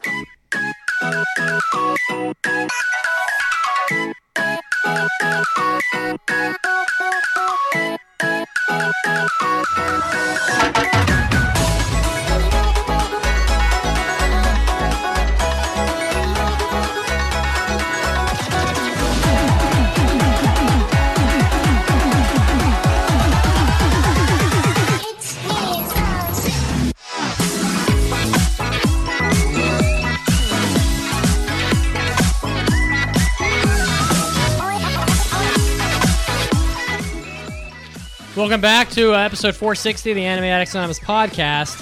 The intro trivia question was, how many films has Satoshi Kon directed? Not very many, not nearly enough.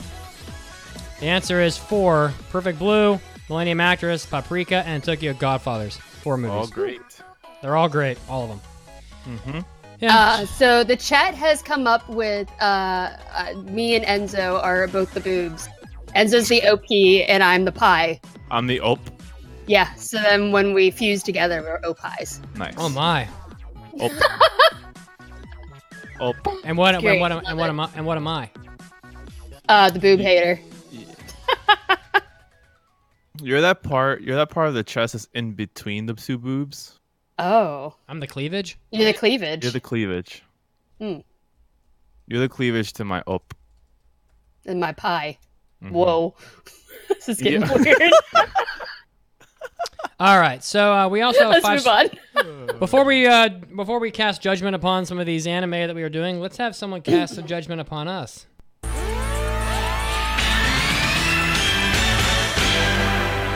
It's time for iTunes review. M. Morty writes, the best around. Anime Addicts Anonymous is the highest quality, most consistent, and approachable anime podcast out there. Unique to AAA, they employ a very engaging and content-rich structure that inhibits the show from dragging on. Though each host is profoundly different from one another, they all synergize perfectly with one another, which, as a result, creates a very friendly and inviting atmosphere. So go on and join the jovial, shonen-loving Kitsuo, they write. Kitsuo. Aw. The moe-hating anti-hero, Mitsugi. The inquisitive manga queen, Mandy. And the benevolent saint, Enzo, to make your anime addiction worse. Thank you very much. That was quite nice. Oh, thank you. I am an anti-hero. I'm very inquisitive. I ask questions about everything. Thank you very much, M. Nori, I should say, for that 5-star review. Again, if you go to iTunes, you submit a 5-star review. We're really close to 500 reviews on iTunes, which is a lot. Awesome. That's a lot. You know, that's like most podcasts don't get near 500, so I'm really humbled by that. Aww. And with that, on that note, make it happen. I want 500. Let's keep going. Work harder. Let's keep going. And now it's time for impressions. Today, we're going to be doing impressions. Impression time, believe it. I'm going to jump right in real quick. I'm going to do Kazuo's impression because Kazuo is not here. Kazuo is not here to do his impression, but he did, however, write his thoughts, which I'm going to read verbatim for him. Kazuo wrote, overall, by the way, this is on revisions, where the first impression is on revisions. Overall, the show was forgettable. The plot was simple by design, I'm assuming to allow for a low barrier to entry. The mech battles were entertaining enough if you don't mind CG. The main character's personality turned me off. I'm not sure if he'll improve throughout the show, but at least in the first 3 episodes, he is unlikable. I wouldn't recommend it. You've probably already seen several shows that do what this show does, only better. So, on that note, I'm imagining he is not failing. No, not passing. Not passing. Shame. Not passing. Shame. Shame. Shame. Shame. Bye-bye revisions. That was a quick one. And now, who is up next? Both of you and I only have one to do, right, Mitsuki? So I have May, 2. Yeah, May I should just do have one of more. hers. Go ahead, Mandy. Oh, joy. Let me do Wiz. And before I do this, let me say I want to apologize because when we first started our picks, I rolled awful and had to go I actually had to find another one to put on my list. Mandy's roll was bad. It was real hard to find something that we didn't already have. And I chose this one because, I mean, out of the PV, I thought it looked okay. I did not know this was a sequel to Handshakers because You're fucking gotcha. when we first did our picks on the Mao page, it was completely blank. There was just a PV. I knew it was Go Hands, but I didn't know that this had anything to do with Handshakers. So I apologize for that. I actually have not seen Handshakers. People love it. Woo. Yeah, well, judging by this. All right, so the story of... this is going to be hard because I haven't seen Handshakers. I didn't watch it because it came out before I started on this podcast and everyone told me not to watch it, so I didn't. But, so the story of this one is about this kid, Yukiya, who is starting DJ and has this ability to go into this other dimension called the Ziggurat, which, there is a lot about Handshakers in this, but it's 10 years after the first season, so I don't know how much of the I don't even know if you have to watch the first season, but there is some references to it. So I'm guessing in the first one, people could enter this dimension world when they join hands, and as long as they were holding hands, could summon weapons called Nimrods, and then they would. God, I know, right? Awful. That sounds crazy. Okay. And then they would fight because the winner who wins in these Ziggurat fights would get a wish from God, and after beating a handshaker, it means you could steal their power. And so, but this kid can enter this dimension by touch. But this kid has a special ability where he can enter this world by touching anyone's hand. It doesn't have to be a special connection with them. And then he can also bring things into this world, which normally you're not supposed to be able to do that.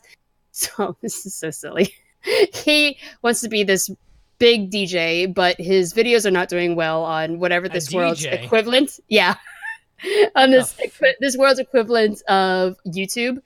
And so he decides that he's going to start filming videos in this trippy world and then into the Ziggurat. So he finds this friend who's a lady, joins hands with her to go into this world. And I think it's weird she's not questioning it because this Ziggurat world is so okay. It's so visual overload. It's nonsense. I'll get to that later. But she's not even questioning it. She's just oh, this is weird. So he starts filming these videos in this Ziggurat, which attracts other people to him, other handshakers. They're oh, great, we can attack him and get his power because he brought all this DJ equipment in there. I don't know why they would bring anything into the Ziggurat in the first place, but I guess they want his power. And from what I've gathered, the characters in the first season are now grown up in this one, and Yukiya is the adopted son of 2 of the characters that were in the first one. And this other girl is in this season, who's in the first one, who lost her sister in the first season. And so she asks Yukiya, can you go into the ziggurat and find my lost sister? And I mean, even after the first 3 episodes, it's so hard for me to figure out what exactly is going on, because the dialogue is awful. It's so bad. And there's so many scenes of just so extreme, uncomfortable silence. I don't know. It's really awkward. Like, I put down a couple examples of dialogue. Like, Oh my god, yes, please. one of them was from the girl. She said, "What's going on? No matter how positively I try to think, I just don't understand it." Nice. That's good. Like, I don't know how much of this is. I know they're terrible with subtitles. It could be their fault. I don't know. But without me knowing Japanese, I don't know who to blame. But and the other one was these 2 guys who are handshakers. One kid was like, "Well then, when I get going to beat this whiz that is," and the other kid says, "And where would we be going?" He says, "You want to hunt them down systematically?" And he says, "Hold on, we've already played cards, haven't we?" And the other kid says, "Oh What? yeah, that. Now that you mention it, we have that. Now, just what you'd expect. Just what I'd expect of you. You sure are amazing." I'm like, what are they talking about? What? What? I need context. I need know. I was like, context, what yeah. cards? What are they talking about? Maybe it's a guessing first they season had thing? They had a plan, I guess. Maybe. These guys weren't in the first season. Hmm. I don't understand, but yeah. So outside of that, the entire show is such a visual overload. I actually don't think a lot of the art's that bad. There are some backgrounds that are extremely detailed. I was really surprised. But then there are some backgrounds that are just pure CG, and they don't blend well. I don't have a strong aversion to CG in anime, but this one does not blend well. It felt like, and when they're in the ziggurat, it felt like they went inside the studio and was like, "Okay, everybody, give me your favorite vector shape. We're gonna throw it in here." Because there's no like method to the madness that's going on. It's like there are goldfish, there are like waves, there are like cherry blossoms and leaves and shit everywhere. And I'm like, this is too much. This is just way too much. And I don't know. The story seems so bland to me that I don't know. I'm sorry if someone is a massive Handshakers fan. It's not for me. But yeah, I'm failing that. No, God! No, God, please, no! No! No! No! Enzo, I And think if it you're is up. my fault that I didn't see the first season, I completely understand. I'm sorry. I did not know this was a sequel. Yeah, I mean, they didn't do a good job letting you know that it was. No, I had no idea. It doesn't Yeah. have hand It was a trap. thing. It haha. just whiz. I was like, I didn't know where I would have got that from. Yeah, But I get you. All right, am I up? I think you're up, bud. Yeah, so I'm going to be talking about domestic Na Kanojo, which I think translates to just domestic girlfriend. And so this show is it's an ecchi. It is done by Studio Diomedia. It's listed as a drama, romance, school shonen. It is, and you know what? Like it is. I want to say it's an ecchi on the surface, but the drama stuff kind of does come into play stronger.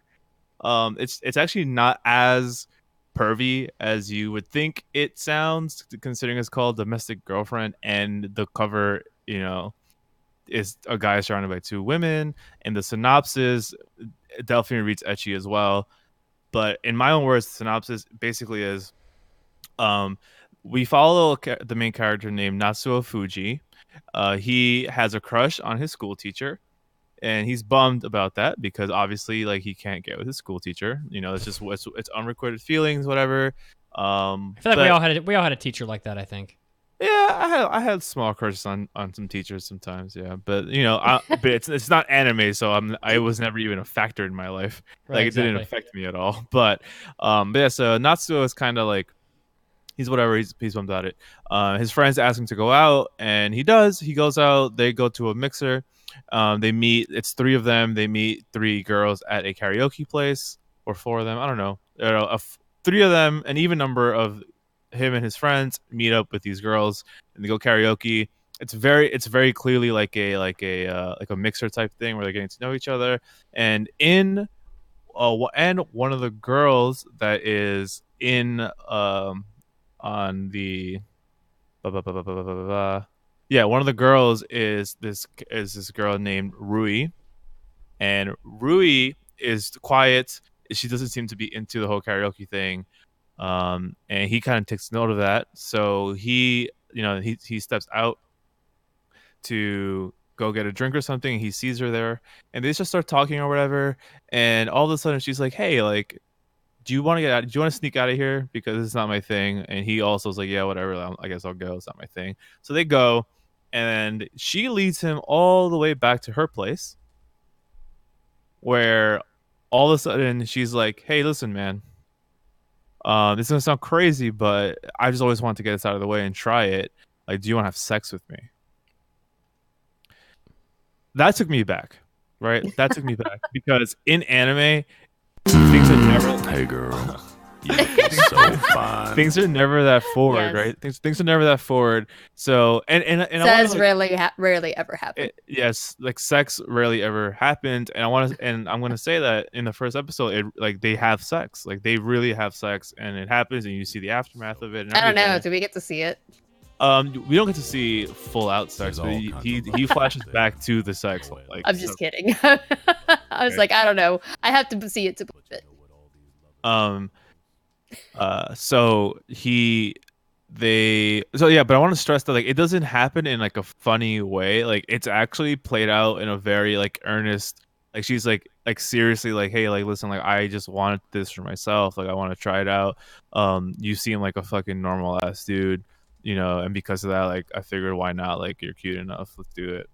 And he was like, okay, yeah, I guess I'm down, whatever.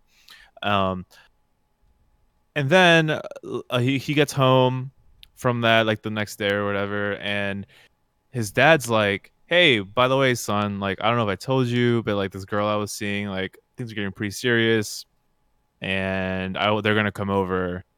She has 2 daughters, and I want you to meet them. So please be ready for dinner or whatever.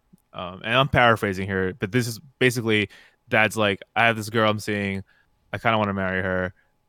She's coming over for dinner with her 2 daughters, and that's it. So dinner is happening. The lady that his father's seeing gets there. Go on. And then in walk the 2 daughters. And of course, the 2 daughters are his teacher that he has a crush on and the girl he slept with that goes to a different school. Oh my god! So now all of a sudden, because the mom and the father and the mother of the 2 get married, so all of a sudden now he is now stepsisters with the teacher he's had a crush on, and he's step siblings with the teacher he's had a crush on, and the girl he just had sex with that he never thought he was gonna see again, because after they had sex, Rui was like, "Yo, thanks for that. Like, this is the last time we're ever gonna see each other." And yeah, so that is the premise of the show. The premise of the show is that now Natsuo lives with Rui and with the teacher, and it's about how his feelings for the teacher kind of are playing out, and also this interesting relationship he's building with Rui, that sometimes comes off as friendly, sometimes comes off as more than friendly, and then sometimes comes off as actually brotherly and sisterly, surprisingly. I will say though, like this all sounds like the most cliche ecchi premise. I went into the show expecting to fucking like burn it to hell, but they obviously they do very anime things, and one that Mandy pointed out to me as I was talking to her about it, is they obviously do the whole like the teacher was sleeping on the couch one night and he, in a romantic daze is looking at her sleeping and goes in for a kiss or whatever, like, which is, I hate that. Like I hate that kind of stuff in anime. But aside from like that specific thing, the drama is actually pretty entertaining. Oh shit. Yeah. Man, Yeah. The drama is actually that blew his mind. It's very entertaining, and and this is like, and I say this all the time, like I care a lot about how a premise is being executed upon and how consistent characters are being, right? So this main dude, Natsuo, is actually kind of likable. He's very sensible. He's very aware that like uh um that he's in a complicated situation. It's not a dream situation. He's very honest with his feelings. He's very like aware of the fact that Rui and him slept together. He wants to be careful of like how that gets out to the school for both their sakes. He remains friends with Rui. Like they have a really interesting relationship together. He helps her out at school to make friends. All while, you know, being concerned about the teacher and because she's going through things and whatever. They get into a whole thing that's interesting around like I think episode 4 or 5 some shit happens. I'm up to the end of the show. I watched more than 3 episodes. And I, you know, like this is and I want this to be in testament that I have things I don't like, but if done well, I'm kind of down. I'm really interested to see how the rest of the story plays out because I really like how the drama storylines are balancing out between each character. I love the mother and father. They're great. They're like great parents. I love them. It's cool to see great parents in a show. And I really, really want to see his relationship with the Rui, how that plays out, because it seems like she's developing some feels he might be noticing. And Is he a great father? He got remarried without telling his son. Yeah, I know. That's another thing of those like it does anime things, right? Like where all of a sudden like, oh yeah. Like, you know, here I am married. We got married. Sorry, son. Got married, and we're moving to a different place, and they're moving in. Your feelings don't matter. Worth a shit. Yes, exactly. So you know that stuff. I'm consciously giving a pass to those things because I'm enjoying this type of anime because it's kind of refreshing that they're handling it kind of fine. Like the characters are balancing more like well than I ever thought. So like, believe it or not, listeners, I'm passing Domestic Girlfriend. I'm really enjoying it. Like I'm really enjoying this show. Holy shit! Holy shit, for real. Okay, great, yeah, wonderful. Yeah. Love it. One more show to pass. Will this next one be it? Let's find out. All right, so I'm doing an impression on Mahou Shoujo Tokushusen Asuka, otherwise known as Magical Girl Spec Ops Asuka. Oh, okay. Well, there it is. Well, there it is. So this is a show that is done by Studio Linden Films. Linden Films is, I mean, they're at the point now, I think, where they've been doing plenty of stuff. Like recently, they did Koi to Uso was a very recent anime that they did that people probably remember. They did Love and Lies. Yes, exactly. They did Hanebado. So are you proud of me that I translated that in my head? Yeah, I'm very proud of you. Koi to Uso. I was like, wow, Love and Lies.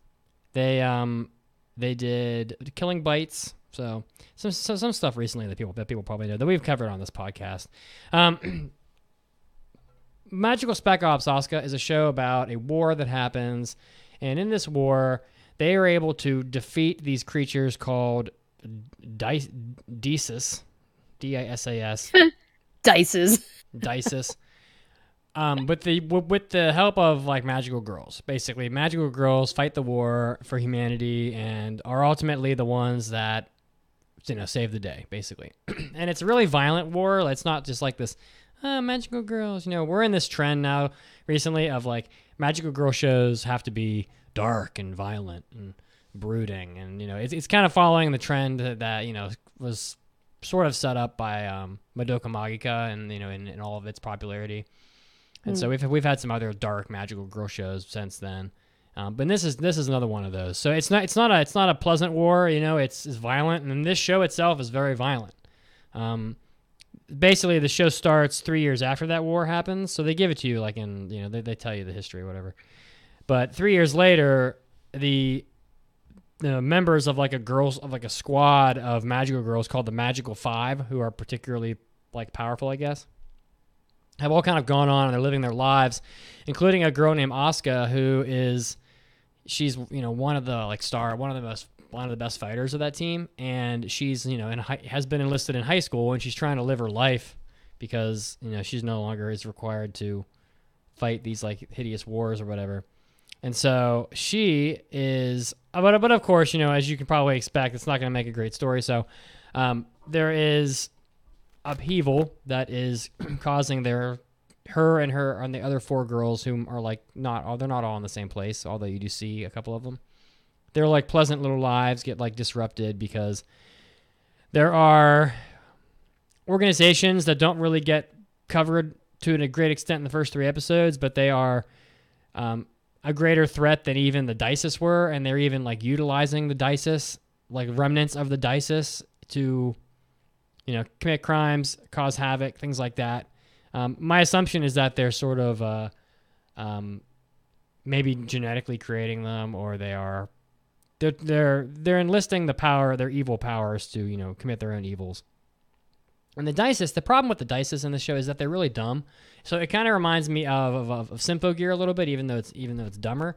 So in Symphogear, they had what were basically magical girls that were fighting like the noise, right? And the noise looked like these like insect type looking things, and they were kind of goofy looking, and they had like static on them, like as if they were like I don't know, static noise. And in this, unfortunately, the Dices look like teddy bears.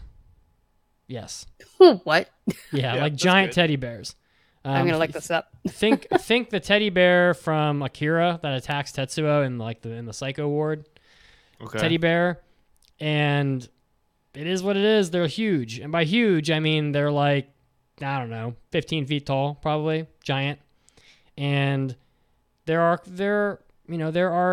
get to see one of those in the show because Asuka fights one of them. God, that is terrifying. Yeah, they're not that pleasant, but nonetheless they're dumb. A girl named Kurumi Mugen is like another one of the magical 5, and she is like the nurse healer type like magical girl of that group. And she's the only one that's still fighting active duty or whatever. And so they call her to fight this Dices that's in this city, but this Dices is more powerful than the ones in the past because they're being genetically altered or something, I'm sure, by this evil organization that we don't know much about. And she can't really handle it on her own. So they call up Asuka and they're like, "Look, your buddy Kurumi, she's about to get her ass kicked. You need to go save the day." And so that's what happens. And she comes in and she whoops some ass. The show is violent. Like, there's a scene that kind of shocked me a little bit where a terrorist, I can't remember what he is. He's like a drug smuggler or he's a bad guy, right? He breaks out of prison or whatever, and he's like running through the streets, and they're causing havoc in Tokyo. And one of the girls that Asuka goes to school with happens to be there in that area. And Asuka jumps into action and jumps in front of her friend and has like this magical girl shield, and she shields her friend. And then she just goes friggin' balls out on these guys. And they're just like regular people. I mean, she cuts this guy's legs in half at the ankles. Like, she cuts his legs in half, like halfway between his ankles and his knee, and like just slices his feet are still standing there, and he just like falls over. There's blood everywhere. She's like just dismembering people. There's a scene where like 4 or 5 of these like little, she makes like 4 or 5 cuts on a dude, and then like he just slides apart like in multiple pieces just in the way that she cut him. And I'm like, damn, like this is violent. Like, there's a lot of violence in this anime. It's definitely gritty as shit. It's rated R, by the way. But it's just not that good. I mean, I know it's just so-so, like there's not much. It just feels like generic anime stuff, like there's nothing splendid about it. I would say it's really silly. Like the giant bears, like how is anybody supposed to buy into a story where the villain are giant teddy bears? I mean, really? Like, am I supposed to really watch this and go, oh, this gritty anime with all these people getting sliced up and stuff? Oh, but the villains are the big Dices that the whole world was about to get destroyed by are giant teddy bears. Like, really? I don't think so. So like, It's really tough to buy in for me, because I'm not in that place in my life or in my mind to like look at that and say, oh, okay, I'll buy that giant teddy bears, yeah, sure. It made sense in Akira because it was actually the 2 other psychics in Akira that had combined and were basically creating a hallucination or whatever. That was totally different. This is not that. So I gotta fail Magical Spec Ops Asuka. It's not terrible. It's violent. If you want violence, if you want to watch a magical girl show that's violent, go for it. I just don't expect it to do great things, and it's just, to me, it just seems silly. So, unfortunately, no, I won't be passing it.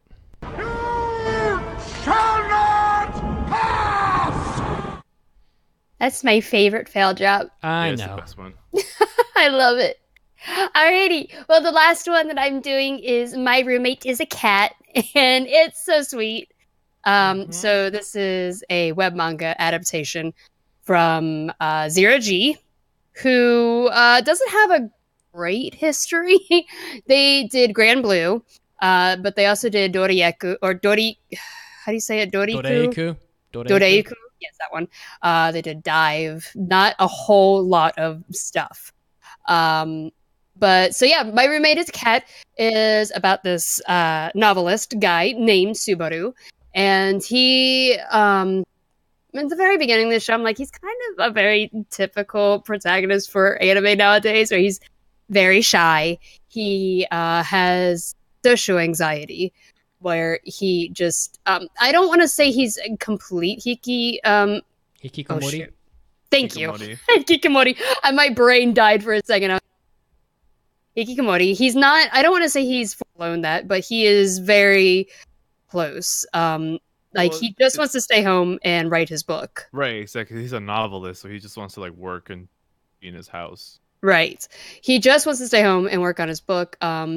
He doesn't. He is shy, but he's also suffering from a lot of trauma in his life. From he was pretty young when both of his parents passed away, and we get to see some flashbacks of that.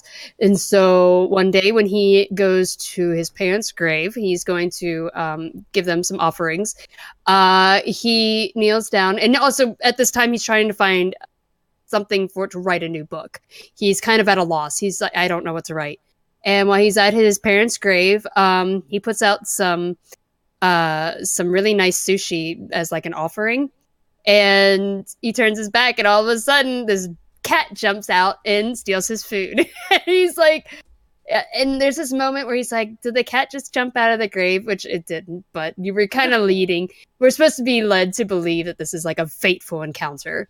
And so this cat steals his food, and then when the cat looks at him, he has this evil glare. And so he starts getting these ideas like, oh, maybe I can write a mystery story about a murderous cat. And he starts getting all of these ideas out of nowhere. And he decides, I'm going to take the cat home. Maybe it'll give me more ideas for my book. So he decides to take this stray cat home. And from there on, we just watch him become a pet owner, and together they heal each other. Then each episode is broken up into 2 different parts. We see his side, and then we go and see Haru's side. The Haru is what he named his cat. And Haru does have her own voice. No one else hears it, just, she has her own voice as a narrator during her part. So it's very interesting to see things that are very typical for a lot of cat owners, and then seeing the cat side of that story. And it's so cute, and I adore it. It's very cute. I love it. I love this show so much. It's very healing. This is definitely an Iyashike, and it's so sweet. For like some of the examples, he does meet like. We get to see how like the cat is healing him as a person, because the only people he really interacted with before this was his best friend and his editor. And now that he has this cat, they're both like, you have to take care of it. You have to go to the pet store. You have to go to the and get all this stuff. You have to take her to the vet. And so now he's going out more and he's meeting more people. Like he's met this girl who works at a pet store named Nana. And there's kind of a thing between them, possibly. Like he's definitely attracted to her, and so now he's talking to her more and finds out that she lives like next door to him. Like he's just never noticed because he's never gone out really. He just stays at home and writes his book. And so it's so sweet. It's so funny seeing things that like if you're a cat owner, you definitely see like cats bringing you stuff when they they bring you toys and stuff. They bring you food. And then we get to see Haru's side, where she's like, this human never leaves his computer. He just works all day long. Maybe he's starving to death. Maybe I should bring him some food. And it's so cute seeing that kind of stuff. And I love it. I love it to death. And yeah, that's all I can really say. Outside of that, the animation I wouldn't say is anything spectacular, but I think it's fine for a slice of life. Obviously, this isn't like some big action show, so I don't really think it requires that, something really mind-blowing. But yeah, it's adorable, and if you love cats, I think you should check it out. I know a lot of people in our community are watching it because I see a lot of posts. But yeah, I'm passing it. Yes! Yes! Oh, yeah! Can you feel that, buddy? Huh? Cats also bring you dead birds and things like chipmunks. They do. And stuff like that. Usually Oh, yeah, and we also get to see a lot of Haru's backstory because she is a stray and she's lived a very harsh stray life. So there's a lot of sad stuff with that, too. All right, so we have now passed our 8 shows for the season, which are the Promised Neverland, Rising of the Shield Hero, Dororo, Mob Psycho 100 Season 2, My Roommate is a Cat, Kaguya-sama Love is War, Domestic Girlfriend, and Price of Smiles. The only anime that was not also what the Facebook group thought we should pass was Price of Smiles, in which case they had thought that Boogie Pop and others should be the 8th show. However, only 4% of people that voted said that, so it wasn't a whole lot of people. So I think we did pretty well. We pretty much nailed it. Yeah. So I agree. Then again, I like all the shows you listed. I haven't watched Princess Smiles though, but I like all the shows you listed. Then again, I think that like this season has clear shows that are like the top of the cream of the crop, I think. Yeah. So it was kind of, it's half of those were obvious. Were obvious. Like of course, Shield Hero and Dororo and Promised Neverland are going to pass. But so we are now done with impressions, and next week we're going to be transitioning back into doing reviews. Actually, next week is our anime Oscars, so we're not even going to be doing a review next week. So, but the week after that, we will be restarting our reviews. So, I think we're going pretty long already. So I'm going to kind of scratch out mailbags this time, and we're just going to we'll probably just do a mailbag episode coming up not too far from now to try to kind of like clean up the mailbag and get a little caught up on it. So yeah, cool. Well, I'm this is fun. Yeah, as a person who's owned cats my entire life in volume, I would say that I am interested in seeing that cat show, and I really like Cheese Sweet Home. I really enjoyed. So. Oh yeah. Yeah, so I'm excited. I love cats. Cats are cute. I have a cat. My cat also watches it with me. Every time I watch it, oh no way! And watches it. And yells at me the entire time. No way! That's so cute. Yeah, it's sweet. All right, guys. So we're gonna wrap it up here. This is thank you for listening to our 460th episode. If you can believe that, it's a pretty huge number. Of course, if you would like to get our extra content, I should note that on our last hentai episode, we instituted a rule when we were selecting which hentai we were going to watch for the fall for the February month, because we're going to do selections monthly and then review also monthly. Enzo, we rolled D20s to decide who was going to like what order we were going to pick. Enzo rolled a 1. And so, a natural one, my God. A natty one. A nat one. A dirty right? one. He crit failed, and so we were just trying to decide what his fate would be. And I said that we determined that you had to roll better than a 10 to redeem your opportunity to pick what you want. To redeem yourself. Otherwise, we were going to select the anime, the hentai that Enzo was going to have to watch. And let me tell you, he rolled... A 4. A 4. He rolled a 4. Yeah. So my fate was left to my wonderful friends. So this is the kind of fun madness we're getting up to on the hentai episodes nowadays. And I'm not going to tell you what kind of horrible fate befell Enzo, but if you want to find out, it's real bad. You can go to the website AAAPodcast.com/join. Throw us a couple bones so we can keep this train rolling on, and you will be able to get awesome stuff like that, and you can make fun of Enzo on and Enzo's fate on Discord. This may be the last watch. This may be the last thing that Enzo ever watches. It might be. I might quit anime after this watch. Oh no, you might. But of course, we also have our hobby addicts and our after parties over there on the website as well. So make sure to check that out. But aside from that, you can join our Discord from the website. You can also join all the social media that we're on, including Twitter. You can tweet us at AAAPodcast. And Enzo, you changed your Twitter, didn't you? Oh, yeah. For now, it's at Enzy-sama, E-N-Z-Y-sama, S-A-M-A. I don't know. It's kind of over my first last name. Yeah. And Mandy, you're at what? AAA_Mandy, and that's Mandy with an I. And I'm at Pope Mitsugi. I don't really expect anybody to follow me, but if you decide you want to have the worst follow on all of Twitter, you can follow me on Twitter. And otherwise, go check us out on Facebook as well. And we will see you guys next week for our anime Oscars. And until then, peace out. Peace Bye, out. guys. Love you.